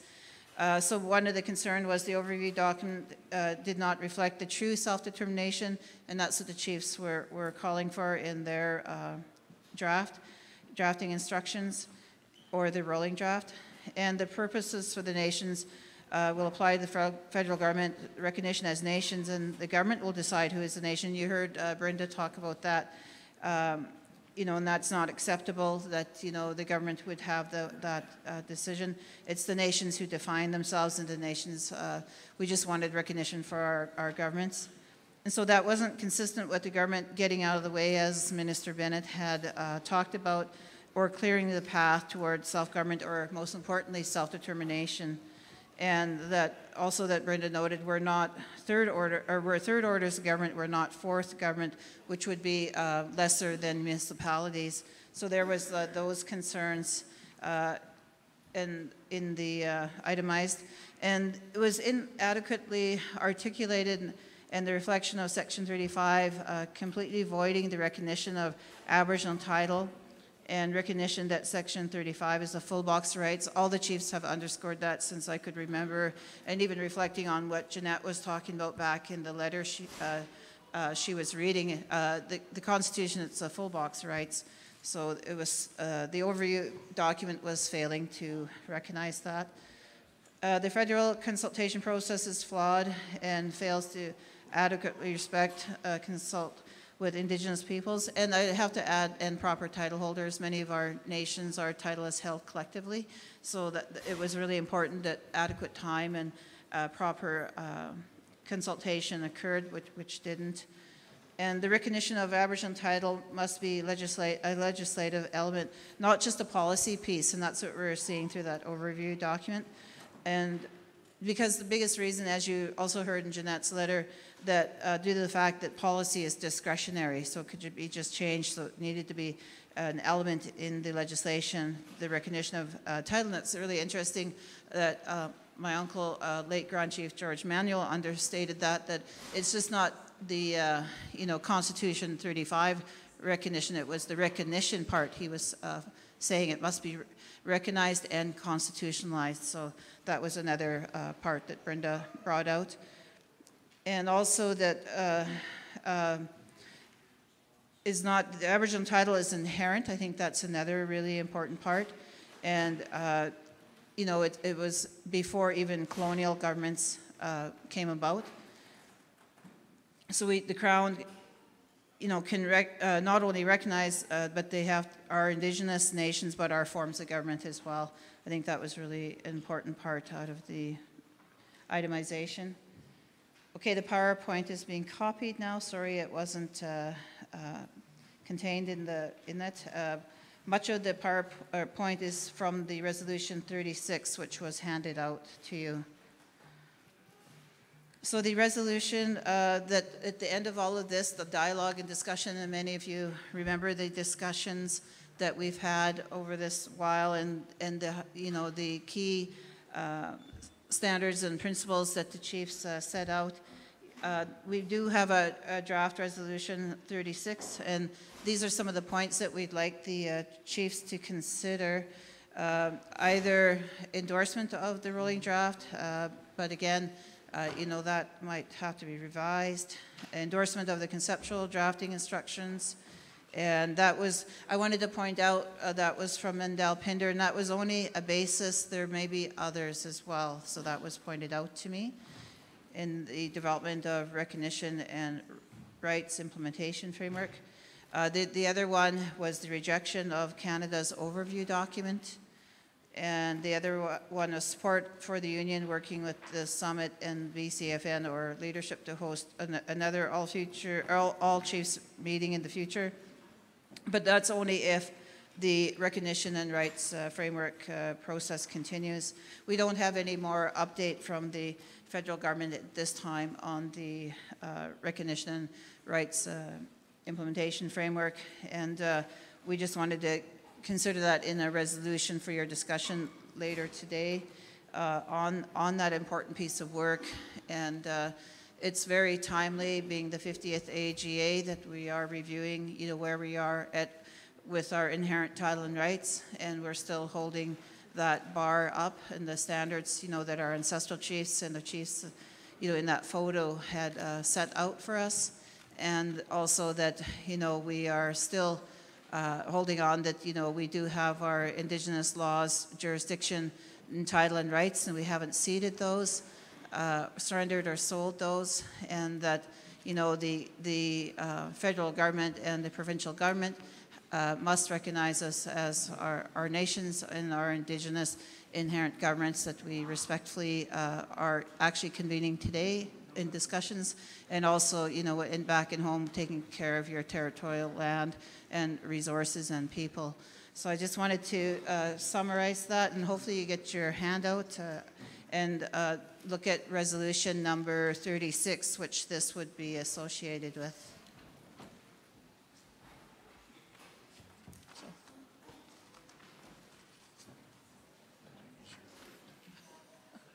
I didn't know they didn't put the PowerPoint up. So that's it, Ty. That's it. That's it already? Yep. It was all laid out, but I guess we have a choice. Cookby's doing 2 presentations back to back. Do you want to go through both presentations and open it up, or does anybody have any questions or comments now? Seeing none, let's roll into the next presentation, Cookby, then we'll open it up to questions afterward.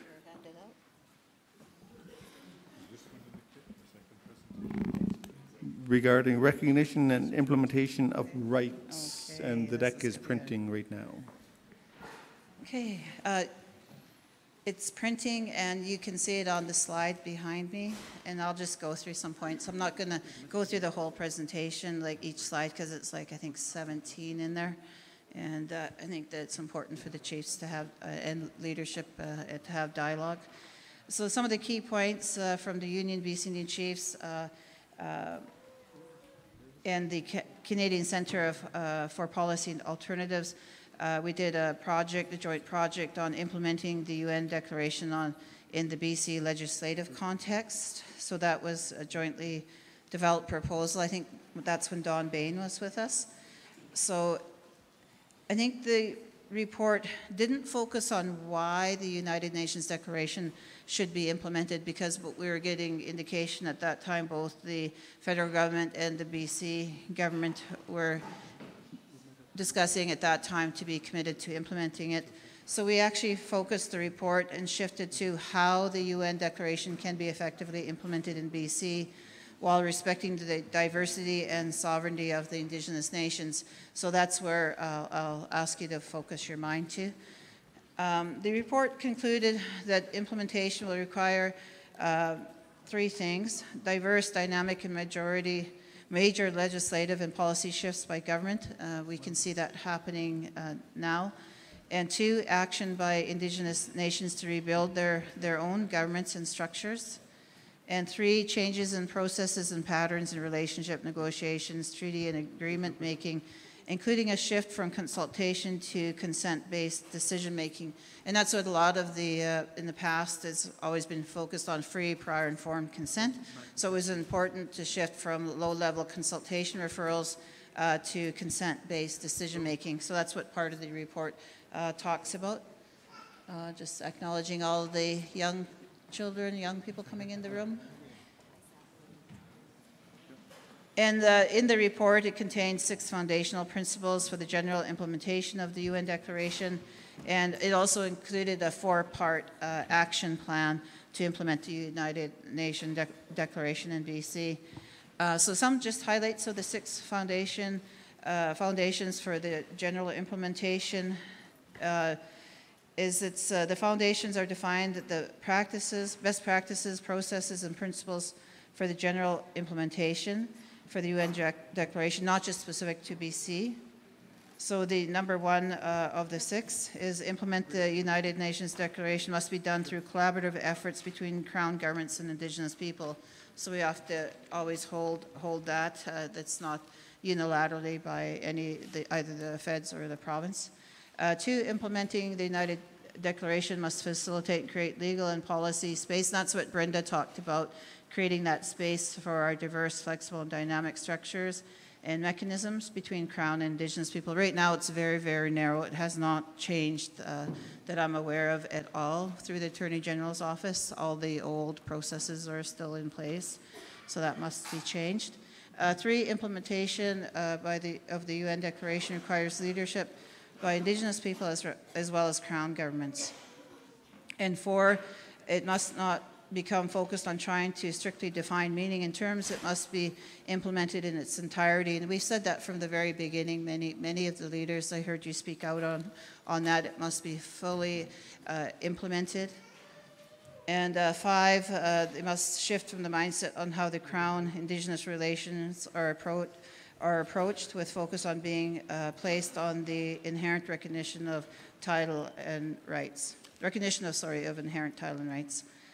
So and number 6, there's roles for industry, civil society, and the general public in implementing the United Nations. And that just reminds me, our school district in Salmon Arm, we did a ceremony for Truth and Reconciliation, which calls for the full implementation of the United Nations Declaration.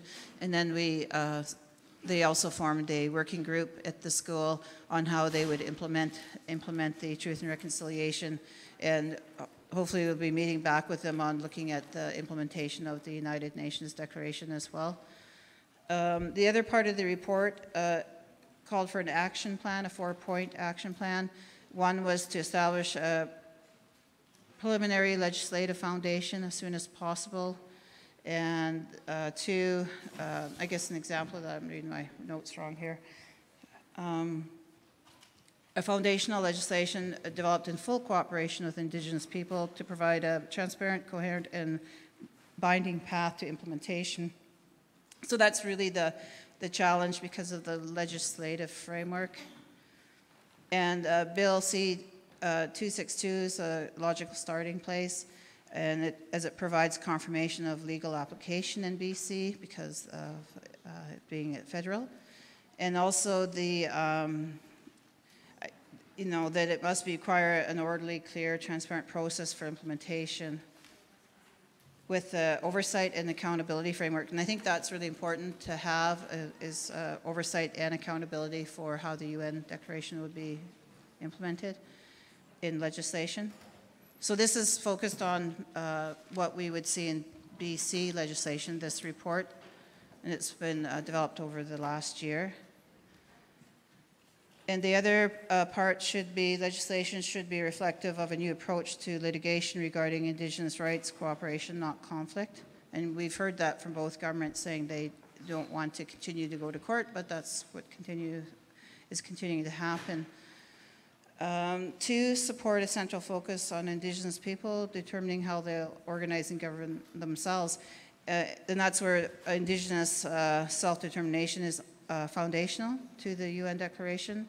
And also, as I mentioned before, self-government agreements in the past have been paternalistic and subjected to all their policies, colonial policies and rules, and that's all got to change. And the government should support this work from achieving agreements on other outcomes, example resources, without demanding a prescribed Crown role in the rebuilding effort. So I think that's what many nations talked about, their resources from their territories and making their own decisions. 3 is the other part is there are a diverse range of implementation initiatives that reflect the minimum standard. But the whole big thing under that one is the models of consent-based regime. And I understand, the Chilcotins had taken the first step at developing what a consent-based regime would look like. So that, I had heard that was starting there. So, and then when we have legislation, it would look at what those consent-based models would look like. And that support the implementation of the United Nations Declaration holistically and everywhere at once without discrimination. And just most importantly, to underscore that there's no one-size-fits-all to the approach of the implementation, and it'll differ based on the context and the community.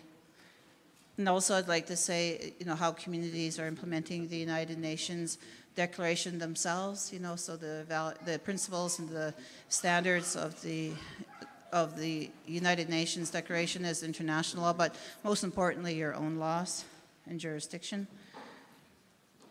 And I think some of the, for Indigenous nations and Crown governments to advance those new models, what does that look like? It can range. We do have Bob speaking on his agreements with the Crown. So those are new models emerging. And then we also have community industry agreements. So what those look like. We do have a range in BC of those. And in our area, in our 5-band, we have a ministerial agreement with the Highway Corridor Agreement that could be constituted as maybe more of a consent-based model. It's not similar to any other existing models that are out in BC yet.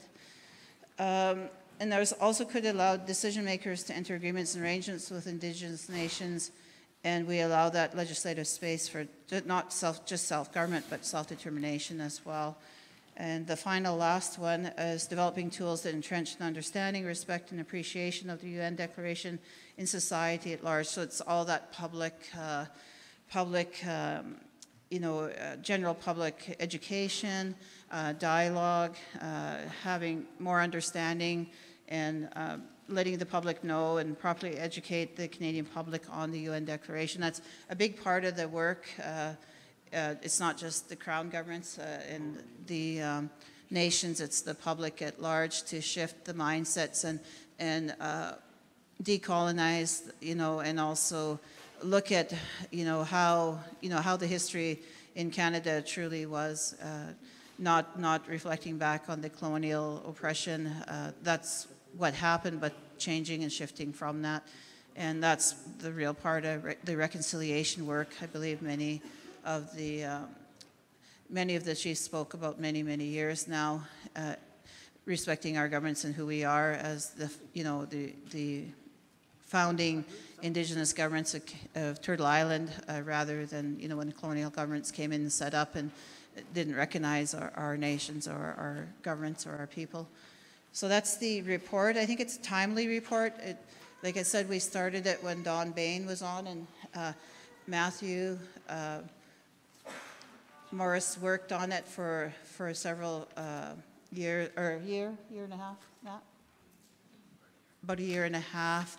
And then it took another step where other people came in and grouped and worked on it, and then shifted the focus to how we're going to implement it. And that was with the Canadian Centre for the Policy Alternatives. And it gives a good foundational document and a path at looking at how we're dealing with the legislation and how we're dealing with implementing it on the ground in the governments and in industry and in the public.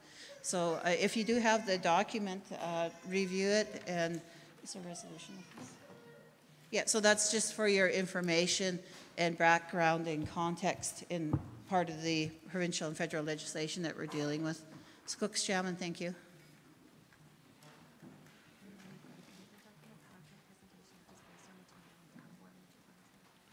Oh. Okay, now Andrea's saying I've got one more piece to go through yet. Okay. The last piece, sorry, I thought that was it. The last piece is it on the presentation? Okay. The last piece is the commitment document, and that was the chiefs directed in a resolution to work on, and that was the vision and concrete actions of the commitment document. And the update that we've notified you, I think, about a while ago was that the Cabinet actually approved that now, and that sets some of the groundwork for the joint development of provincial legislation, not dissimilar, but of C-262 on the implementation of the United Nations Declaration on the Rights of Indigenous People. So I think you've seen the package several times. It started in 2015 of the development of the commitment document. It was led by some of the work of the Joint Core Working Group. I was part of that, and it was with the province. And it kind of lagged there for a while. There was got kind of slow at the table, and then it was reinvigorated when the NDP got in power, and then when they made their ministry mandate commitments about implementing the United Nations Declaration on the Rights of Indigenous People, and also implementing the Chilcotin decision and recognition of inherent title and rights. So that kind of shifted everything, and we got working again. So they made significant, the chiefs, I didn't want to say they made significant compromises, but I always like to say the chiefs have always stood up inherent right of self-government and self-determination and free, prior, informed consent. To me, I don't think we've ever let that bar drop. We've always held that bar up fairly high here at the BC Indian Chiefs. And the other one is the Premier committed the Supreme Court of Canada's Chilcotin decision, the UNDRIP and 94 calls to action of the Truth and Reconciliation. The Commission are about land, our children, and our shared future. This is what the Premier said. We will not grow together into a better future by ignoring the law, by denying the reality of First Nations placed in this province, or by trying to forget history. So that was some of the Premier's commitments and his statements. So we updated the commitment document once the NDP and Green Coalition got into power. We recaptured the language around First Nations' inherent right to self-government and self-determination, and around free, prior, informed consent. We built in language for more clear acknowledgement of the United Nations Declaration and the 10 federal principles, even though there were some of the principles, that was done unilaterally, but we added it in. And we also had our 4 principles that the chiefs itemized after post-Chilcotin decision. So those are the 4 principles we stood on. Based on an action item regarding the provincial legislation, similar to Bill C-262, we started embarking on what would a provincial one look like. And we also built in land use territorial planning as an initial priority for legislative review and development. As you recall, under the old land management plans, we were left out. So that was part of the work. The chiefs have always felt that the land use planning was important. And the vision, the commitment document vision was we will jointly design, construct, and implement a principled, pragmatic, and organized approach to implement Section 35 of the Constitution, Chilcotin decision, and other established law, United Nations Declaration, and the Truth and Reconciliation. So that's quite a mouthful, but there is a paragraph what that vision and commitment was to do. And then the actual endorsement of the commitment document was July 23rd, 2018. And don't ask me who comes up with all these names. We have different names for stuff, but they're always, like back in the day, the chiefs, I'd like to say, they had like red paper policy, versus the white paper. We came up with good names, but today it's like, oh, that commitment document or that document. So don't ask me who comes up. We've been trying to come up with better names. Anyway, the commitment document was passed by Cabinet, and then August 2018, the Joint Core Working Group reconvened, as I mentioned, after being sidelined for a while under the federal government, under the Liberal government.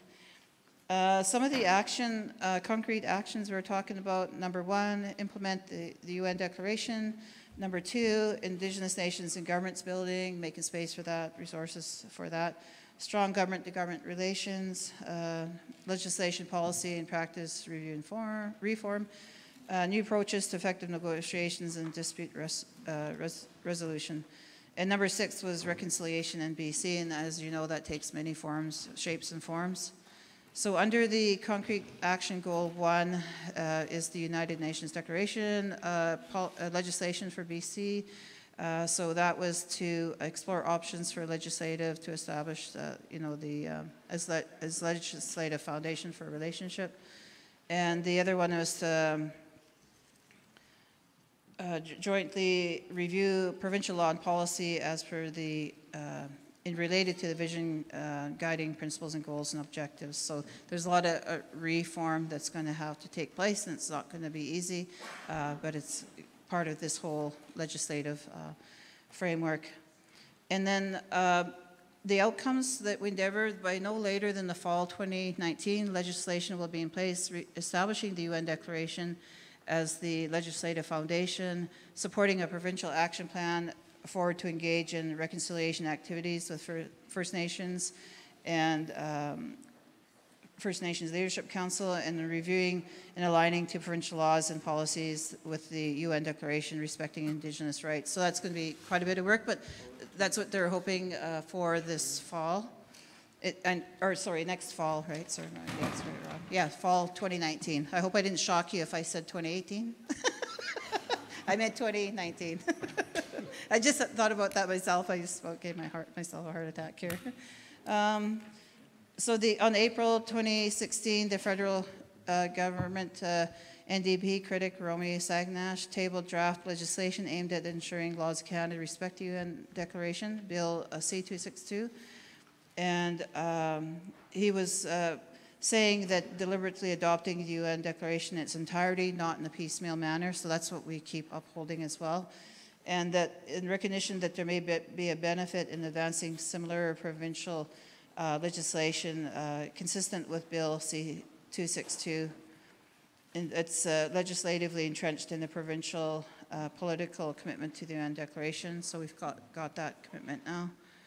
And then the provincial legislation on the declaration may assist in ensuring that all provincial law and policy in its immediate and short-term and interpreted consistently with the UN Declaration, and where necessary amend to address any blatant inconsistencies.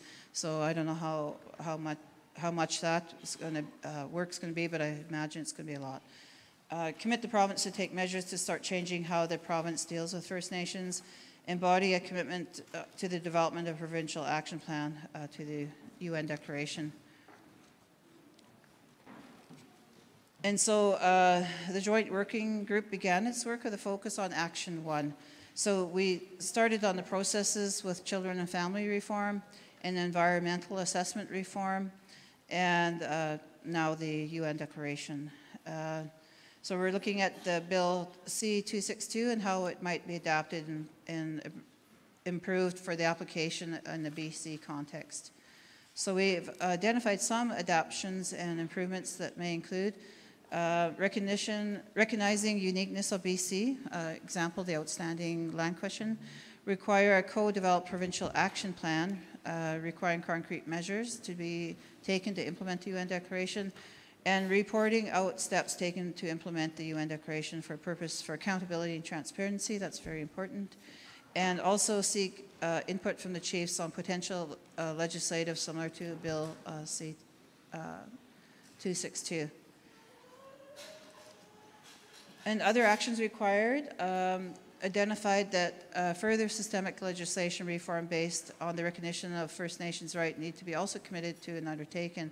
And that's substantive provincial legislation policy required to bring about the fundamental changes in regarding the standards and objectives of the UN Declaration, and also in the components of the UN documents. And this specifically is talking about decisions making on the land, resources and territory, land use and territory use planning, and implementing free, prior, informed consent through consent-based regimes. So the old referral system would be tossed out the window, and a new process would be implemented. Because I think the referral-based low-level consultation came out of Delgamuch, and that's like 97, right? 1997. So that's going to be a big step for the province. And so any provincial legislation on the UN Declaration would be a first step. And also the legislative and policy reforms to be a magnitude that fundamentally shift the relationship between the provincial crown and the Indigenous people and nations, and would be a priority as we move forward. Okay. So that kind of highlights where we are with the commitment document. And let me recognize Cheryl as working on the commitment document, and Regional Chief, Regional Chief Terry T.G. So we've been the ones that were, revitalized, I guess, the joint working group to work on the commitment document. And I know it's been circulated and shared with the chiefs many, many times, and it's again in your kits for your review. But I would encourage you to take another look at it as we embark on, these important next steps that we're doing. And I'm being asked that if we could get feedback on the UBCIC Canadian Council policy joint paper. Those are all the points that I read out. And on the commitment action for the United Nations Declaration legislation, what do you want to see in the United Nations Declaration legislation? I think that's the key point. The question, Tyrone, is that. What do you want to see in the UN Declaration legislation for BC context? Cook's Gem, thank you. Cook's Gem, Cookby, just before opening it up to questions and comments, a quick announcement by Doreen. Mic 22. Hi, I'm Doreen Manuel. I'm George Manuel's daughter. I'm working on a film for the Union of BC Indian Chiefs about the formation of the Union and the white paper policy. And you'll be screening that, a test screening of it tomorrow night. But I'm also doing interviews in the Chief Louis room, just in the next building. If any of you want to tell a story about anyone who's in this photograph, we're doing a second part of the project that I'm going to work on getting funding for. But it's, I want to be able to talk about as many of these people as possible. So even if it's just a short story that you say, or you say who this person was and who their wife was and who their kids were, anything, any piece of information. And then for the recreation of this photo, I'm going to leave this at this table right here for now. Once registration closes, this is going to be in the back room. If you're going to stand in for one of these people, you're related or you're the chief of that community now, just write your name beside their name so that we know who's standing in. So when we go to organize for this photograph later on this afternoon, it can be a little bit more efficient. Thank you very much. Please come over to the room. We're set up and we're ready. So anytime you want to come over, just come over. We're set up until 2 o'clock. Thank you. Cook's Gem.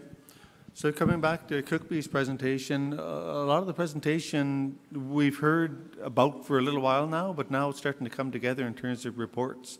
The rolling draft of recommendations by chiefs is dated September 5th.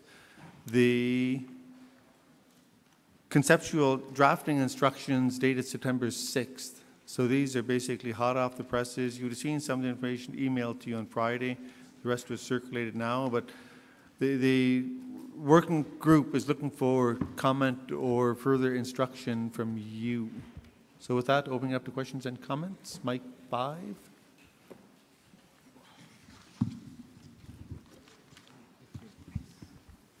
Good morning. Grand Chief Richard Labordi, Secwepemc Nation, co-chair of the Elders Council. When you're talking about the recognition resolution here,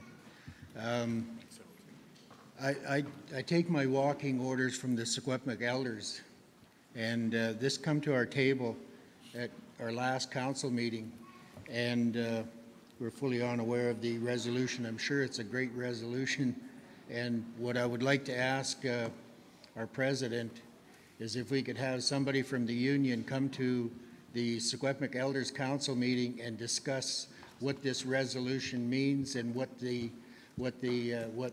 Justin Trudeau is planning to present, and it is a very concern. I think everybody here is well aware that the Secwepemc Elders are the caretakers of our lands, and when we start looking at what is happening to it and what the government is trying to do to our lands, that is very concerning for our elders. And what we hope to accomplish is look after our lands and our resources for our children.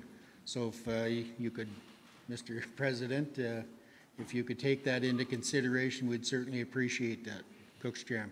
Crookstem, Grand Chief, at your invitation, Grand Chief, the Grand Chief to my right was nodding his head, so I'm sure it's just a matter of logistics. Mike 17. Warren Lewis, Chief of the Okanagan Band. Just a couple of quick comments and a recommendation. You know, going through the rights, the recognition and implementation of rights framework, I think that's been brought up a number of times, that there has been processes that were established in the development of legislation involving Aboriginal people. And although you hear the new Trudeau, Justin Trudeau, talking about this whole new relationship that he's going to have with Aboriginal peoples based upon recognition and respect. If you actually go back, it was Jean Chrétien who actually started the whole process for the Development of the Species at Risk Act that allowed for full participation of Aboriginal peoples.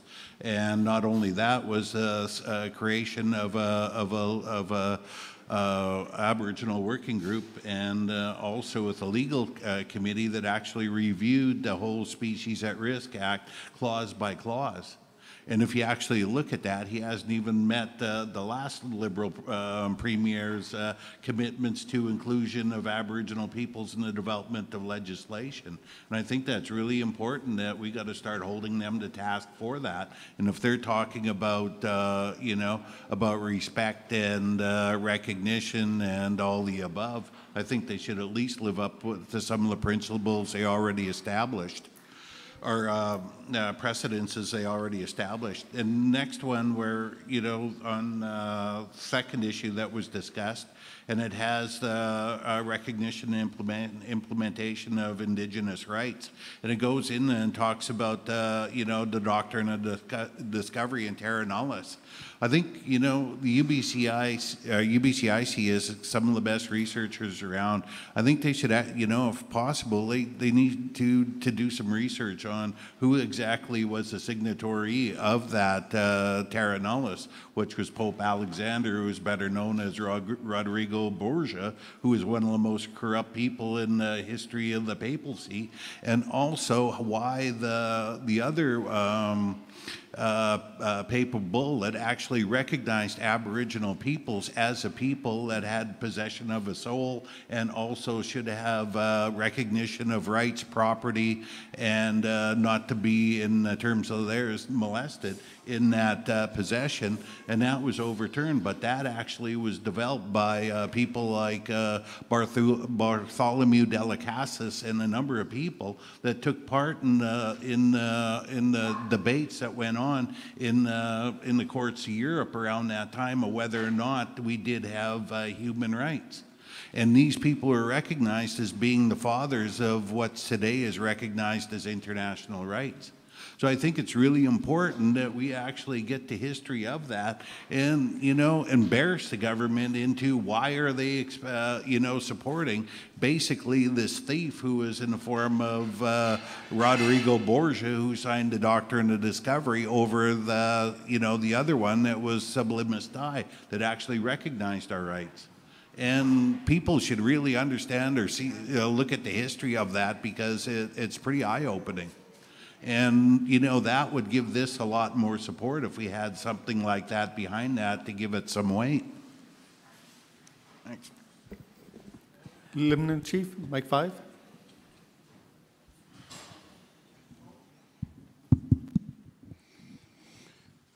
White Cohitap, Kelmuk Squest, Wanakchin, and Jow Cook Beach Bellagina, Chief Wayne Christian. I just first want to welcome everybody here to as part of Sokwapmulu. I was thinking as we're getting into this dialogue that each and every one of you here that are Kukukpi chiefs or council members or elders, the blood of your ancestral chiefs is in you, that were here 50 years ago. And I think that's important to know, and those children that are here witnessing this is 50 years as part of the genocide and the legislative process that have been attacking our families. I keep saying that when this government and any government has been in power starting from John A. Macdonald, they use legislation to kill our people off. I call it legislative genocide. You can call it cultural genocide, but it's actually they use their law. Their lawmakers in this land are not us. The The lawmakers are white people in Ottawa and Victoria, and they protect their own. They don't protect us. We see this. And so we have to be really mindful of this when we're talking about this kind of legislation. As far as I'm concerned, Canada has to invest in rebuilding our families again, rebuilding our nations. Not about this crap they're putting before us now, because all that does is distract us. They have to invest in rebuilding the Secwepemc people again, our families, the link to the land. We controlled the land through our families. That's what they attacked. They attacked our children. They waged war on our children. Through the residential schools, this place we sit in today, the 60s scoop, and on and on. You think about it, how they're disconnecting us from the lands and resources and the rightful place on our land. So this piece of legislation, yeah, like I keep saying, it's there. But really what they should do is they should be investing in rebuilding our nations, our families. Not in this legislation. The next 50 years, they should put back all the millions and billions of dollars that are taken out of our resources back into our communities to rebuild our families. That's what they need to be doing. We should be thinking about that. Sorry for getting emotional, but I've been here too long, and I've witnessed many, many people go through, and many leaders that have gone on that have worked really hard, and their families suffer. Their children suffer because they're always away. Their children don't know who they're, in a lot of cases, the chief's families. I know this because I stepped down when I was younger because my children were young. I had to get out of that game because it probably would have killed me if I would have stayed in it at that time when I was young. So I want to honor all you chiefs that are here, the Kukukbis, and those that have been here before us and those yet to come, for the work we need to do to rebuild ourselves. That's what Canada should be investing in through legislation, is an act to rebuild the Indigenous nations across what they call Turtle Island, coast to coast to coast. Rebuild and reestablishing who we are, because that's what they took away from us. Our language, our laws, our lands. So I think in this resolution that's coming up, it's got to be very clear that it's got to be a nation-based process, not an organization. And so I hope that when the resolutions come forward, because I have some amendments I'd like to propose. What I'm saying to everybody here, 50 years from now, where are we going to be at? If there's no water, if there's no land, if there's no animals. You know, what we did this morning when we did the ceremony is to open up and ask our ancestors to join us, your ancestors. Because we need the help from that side of the spirit world. Because we're going into a real difficult time right now. And we're seeing it all across Turtle Island. And so we need to come together. So again, I apologize if I've offended anybody, but I get very compassionate about this because I have, my legacy is my 27 grandchildren, and what do I leave behind for them? As many of you have grandchildren and great-grandchildren, what are we leaving behind for them? That's the tough job we have when we think about this as Kukukbi, as chiefs of the Union of BC Indian Chiefs. And I want to thank the executive for the continued hard work that they do. Stuart was talking about when we were younger, we used to, no, I won't tell those stories, Stuart. I'll save them for tomorrow.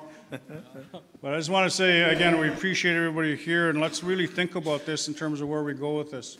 Kuksham. Kuksham, Kukbi.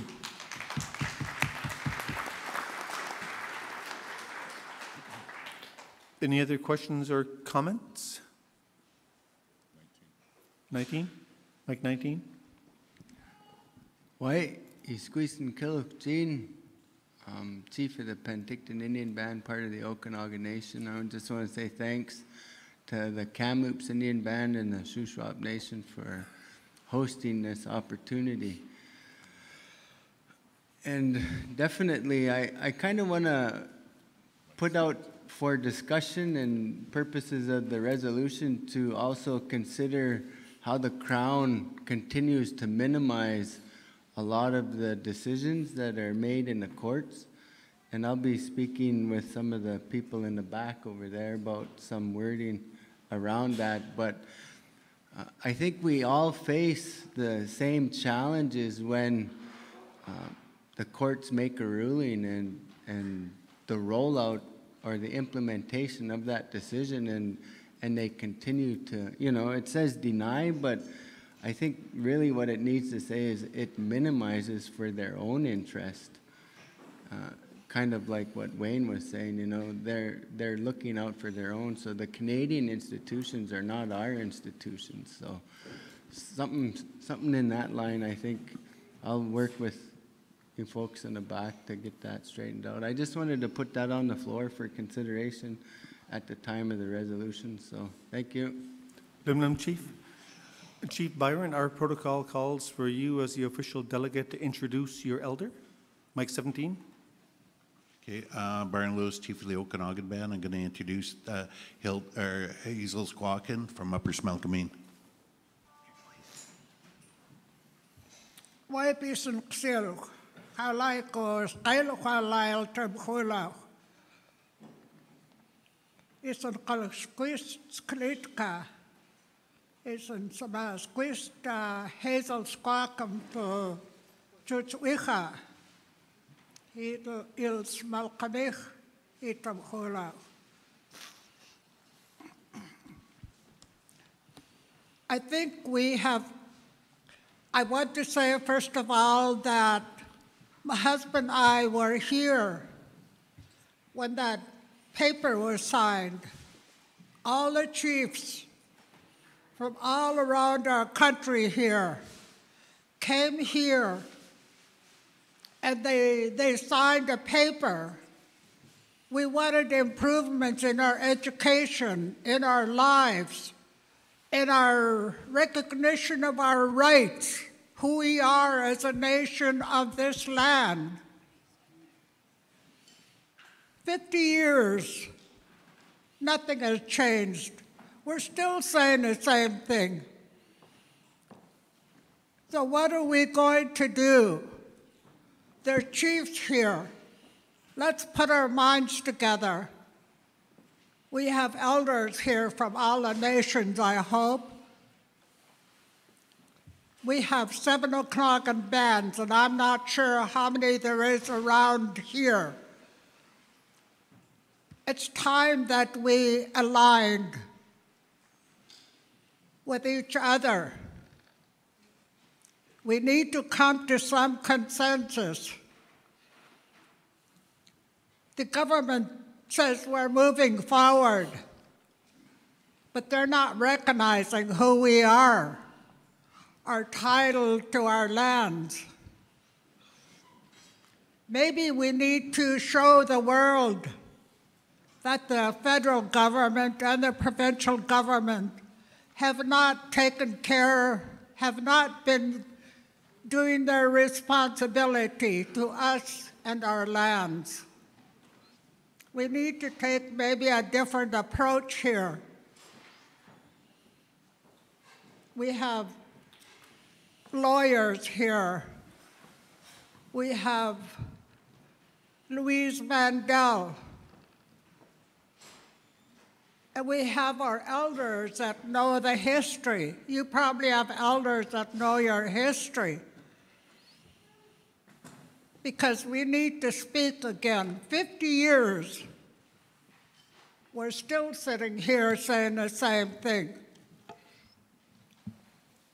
We're getting poorer, our people. We're getting like third world countries. So what changes are we going to talk about? We need to do it collectively. I'm sorry, but I want to hear some voices in union. I want us to have one voice when we go to the government. They talk about reconciliation, revitalization, moving forward. To me, it tells me that we have to give up something before we can move forward. We're probably going to move more rights. We're going to lose more rights. Our families are increasing, and we live on small reserves. We don't have adequate funding for food, education, for any improvements to our land. Things are changing with the government, but we need to make a stand.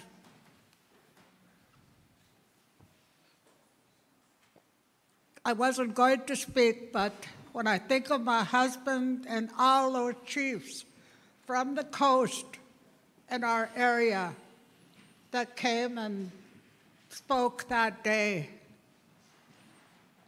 mind you, they met for 3 days before they came to some agreement. But that is our way. We all have our languages. We have our laws and our languages. We have all our resources. Our timber is burnt. Have you thought about, when you talk about lands and title and rights, all our forestry is burned, our timber is burned. We should try and do something about, to me, we need to look at the compensation for our lands that we have lost besides getting them back. We are not done, the government is not done with our old business, and we want to talk about new business. So I think that we need to change our thinking a bit. I think that we need to use our languages again. Our languages are quite direct, quite understandable. And so I think that as people of this land, we want to be free in our lands again like our ancestors were. We want lands for our grandchildren, for the future of all your people. So what are we going to do from today on? Not wait another 50 years. I tallied that, and I'll be 130 years old, and I don't think I could live that long. So I want to see some changes before that time comes. Wait.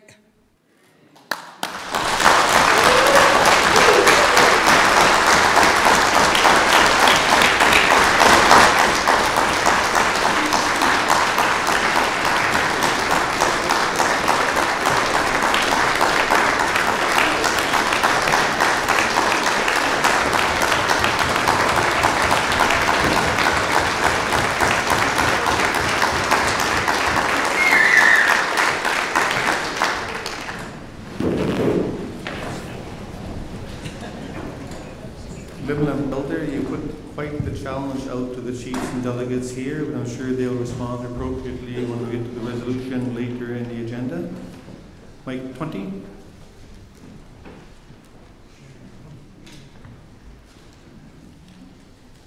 Thank you, Mr. Chair.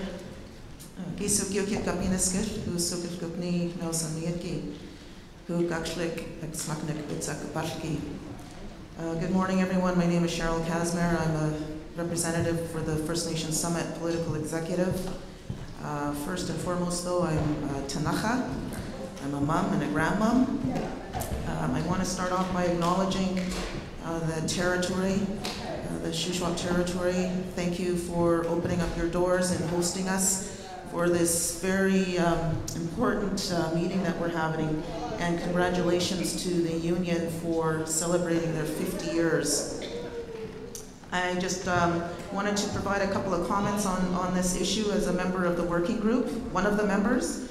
But I'd also like to bring our attention to the fact that today is the International Day on Non-Violence with the United Nations Declaration. And this day is chosen because it's also Gandhi's birthday. And I think we all know what Gandhi stood for, and it seems to be fitting that today is Non-Violence Day on the international field. But also further to that, today is also the first day of the Murdered and Missing Indigenous Women and Girls Inquiry being held in Winnipeg. And so I want to send my thoughts and prayers to all of those women and families who are who found the courage and are brave enough to come forward and tell their stories, and to also tell those stories because they want to make a change in terms of how women and girls are treated in this country. So sending prayers to them. I just wanted to bring everybody's attention to your kit, because in tab number 2, there's some information that I think you will find quite useful in terms of the work related to the recognition and implementation of rights framework. Now, I'm not suggesting that in any way this is a perfect process, but what I am saying is that we have a unique situation here in which the federal government and for us, the provincial government, are in support of working in partnership with us in developing this legislation.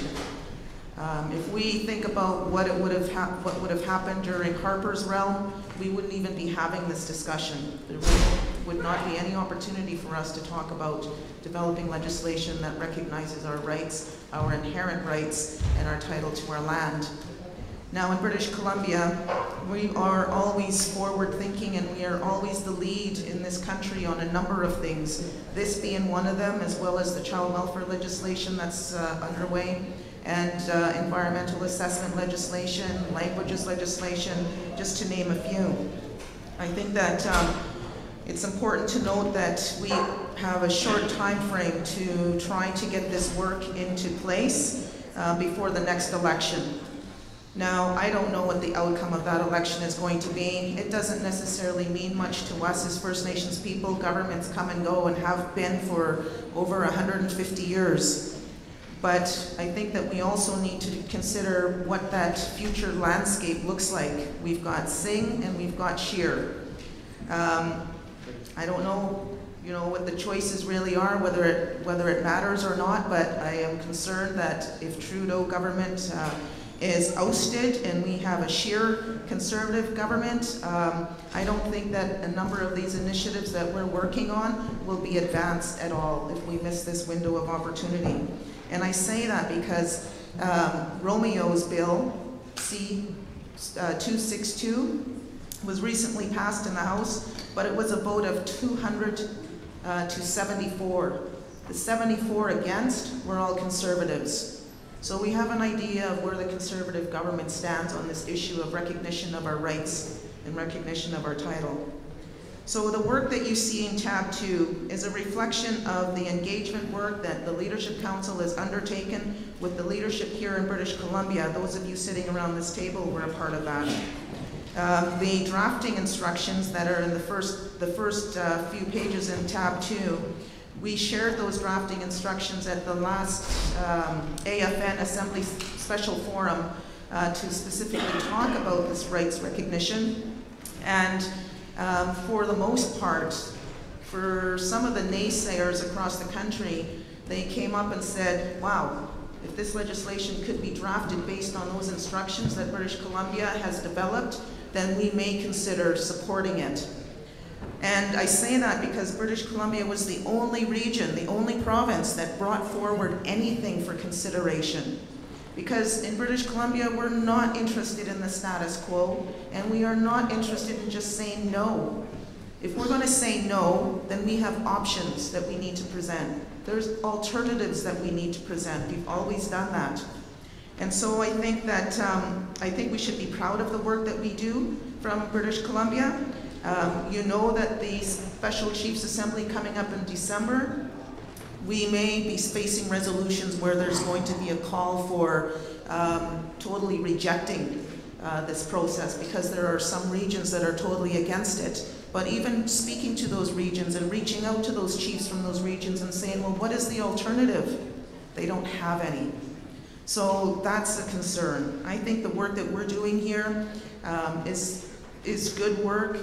The Leadership Council knows that we are not the ones responsible for running this work alone by ourselves. This work needs to be supported by nations. That is one of the things that we continuously put forward to the federal government. This is nation-to-nation work. The Leadership Council is just your carrier. We're the ones that are doing the work for you based on your instruction and your direction. So in terms of the legacy that I want to leave for my grandchildren and great-grandchildren is definitely not the status quo. It's something that is going to be a brighter and better future, and I think that this legislation can help us achieve that. It's not the end-all, be-all, but it is a start. Thank you.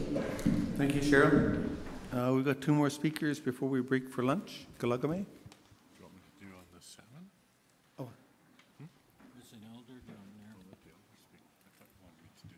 Oh no, I thought you were on the speakers list, sorry. Mike 17. Chief Byron Lewis, I'm going to introduce Elder from Missouyus, Jane Stokaya.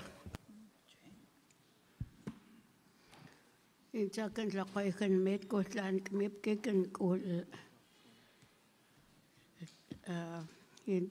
Jane Stokaya from the Washrooms Indian Band, and I'm going to have to agree with Hazel.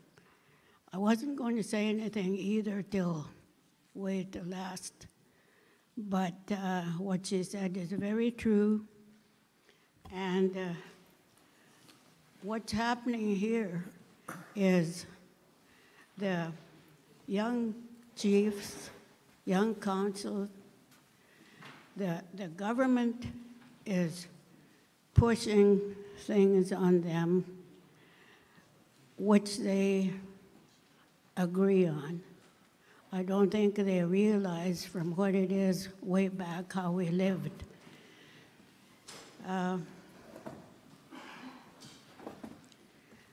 The government is going to phase us out the easy way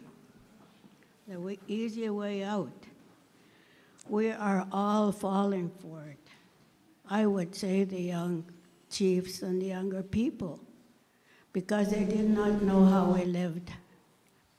I was born in 1930, and I come a long way. And I know all the chiefs that was on our reserve, every one of them.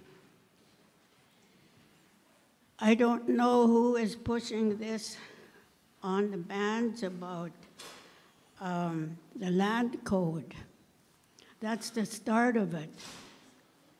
We have our own. And I was just wondering who is behind all this, the land code.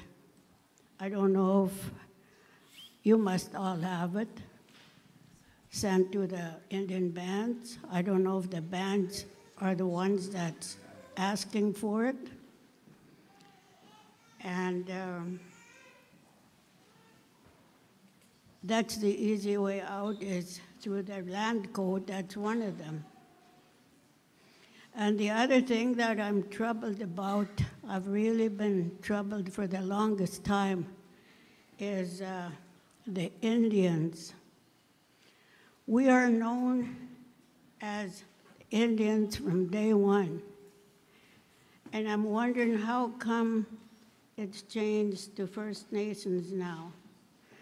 There to start with on the board right now, there's the Union of British Columbia Indian Chiefs. We are Indians, that's as far as I'm concerned. I'll always call myself Indian. I don't know why it got changed to First Nations. I agree with that too. But that's who we are known. And in years to come, say another 50 years, where's the Indians? They're all First Nations. the Indians or the Indian children were sent to this school here. And that's going to be in the past. I want you guys to think about it. And I've got a lot more to say, but I'll wait till later, maybe towards the end. Okay, thank you.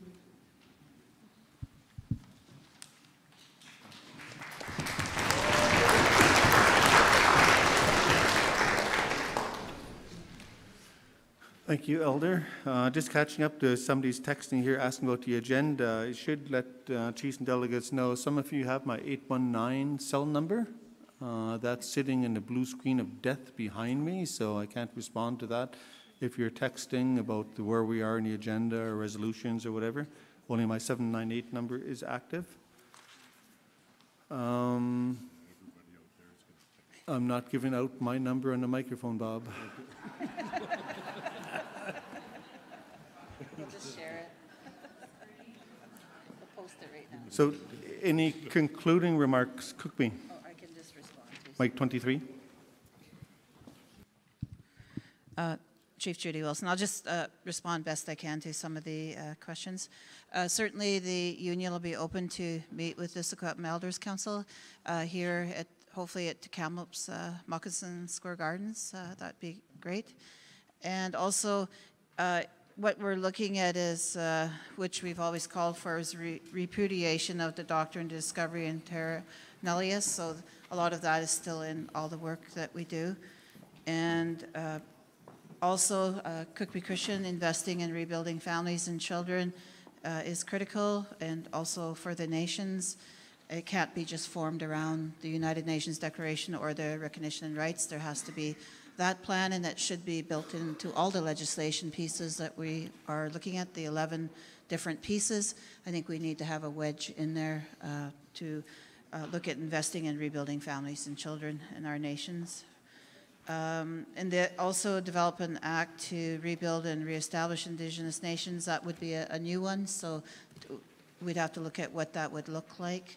I'm not sure if that's part of what Mary T.G. was presenting on the Family Act or something, but you know, we'd have to look at what that would look like. And it sounds like there's several, I guess, revisions for Resolution 36 must be nation-based, not organizations.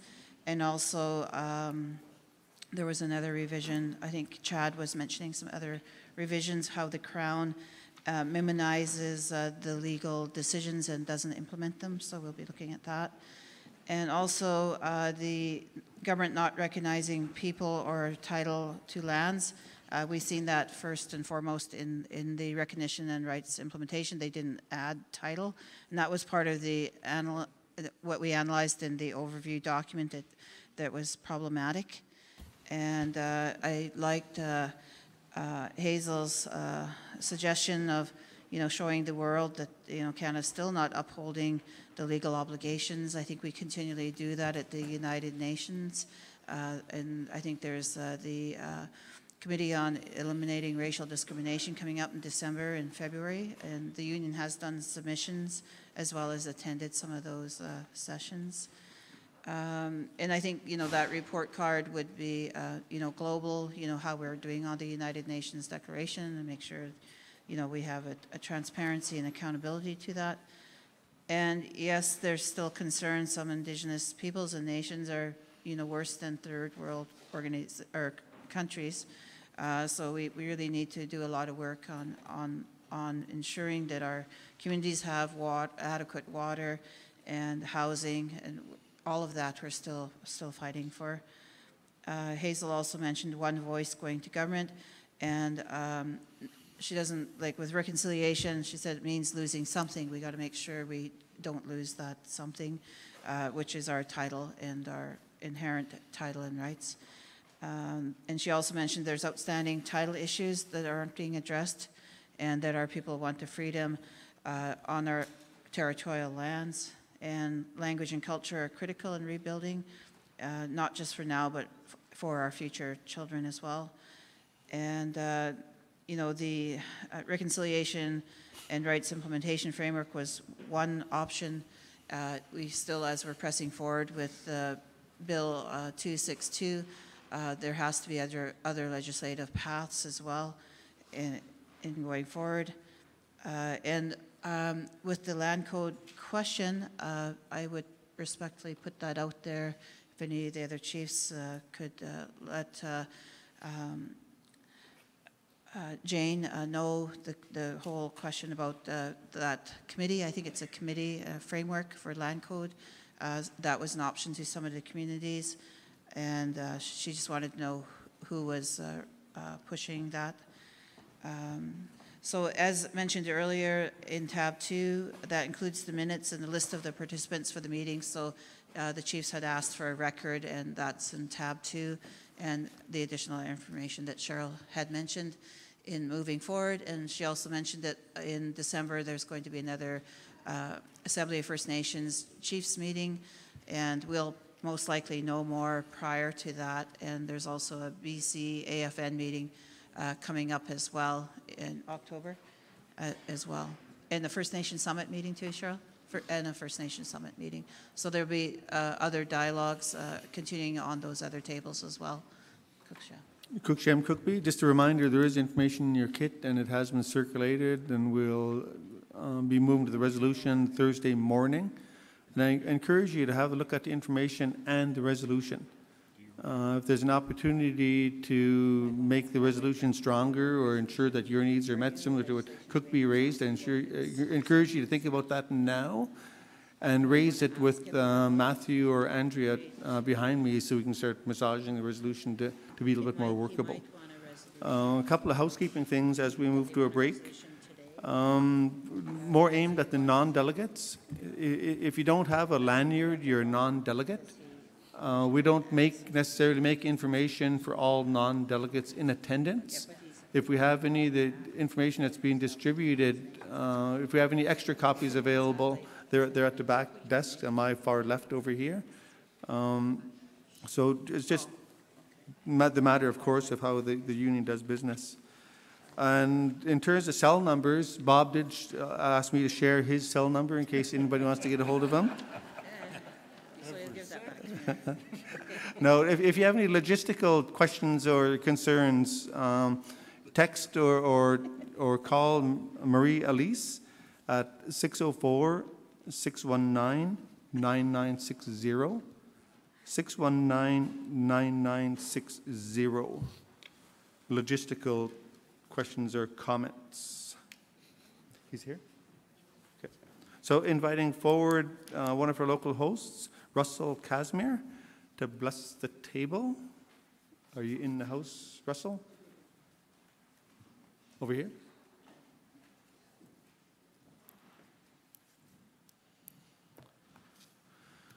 So once Russell blesses the table, we'll break until 1 o'clock. While we're dishing up, elders, look after yourselves, or you look after your elders. There's the number of elders here. Let's make sure they're dished up first.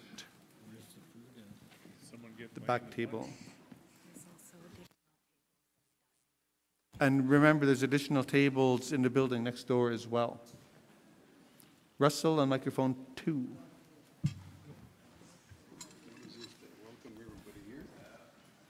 Bless the table. Huh? Bless the table.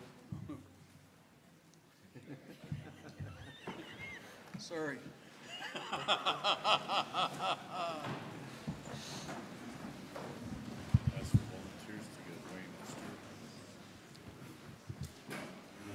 Wagged. I did that to recognize that we were prisoners in this school, so we knew religion quite well. A lot of us spent many of our years here. I spent 9.5 years. Those artwork on the floor is part of my staying in captivity. And we pray for all the women that are gone missing. We also pray for the men that have gone missing. A lot of these schools keep them prisoners in the afterlife. And we pray for our grandchildren, our great-grandchildren, so that someday this white term that's been used and passed around on us, reconciliation, will become a reality, because they don't even know what it means. I asked the Attorney General what that meant to him. He couldn't give me an answer. It's a fancy word they used on First Nations for residential schools and held in concentration camps like this across all of North America. But anyway, I pray that all the ladies that have gone missing throughout our territories, all their families find peace. And whatever we're doing here today as First Nations, I was 18 years old when that picture was taken. My uncle stands in there. Most of my uncles from around here are on that picture. A lot of them are long gone now. Just like the lady said, she hopes something moves before the 50 years are up. Because we've been talking and talking and talking. It's about time our people start doing something, making them do something.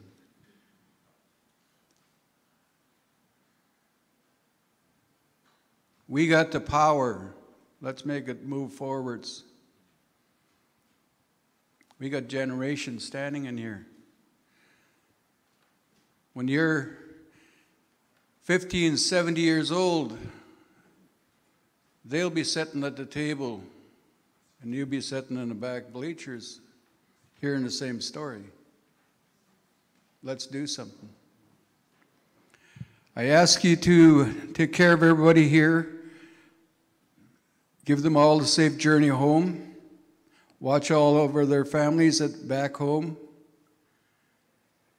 Take care of them on the roads. There's snow out there now. Give them a safe journey home. And give them a great meal that's been prepared for them here. And watch all over everybody. Take care of them all. And Cookshem for coming into the Secwepemc country. This is Kamloops. Hoo-ha. Ha! Cookshem.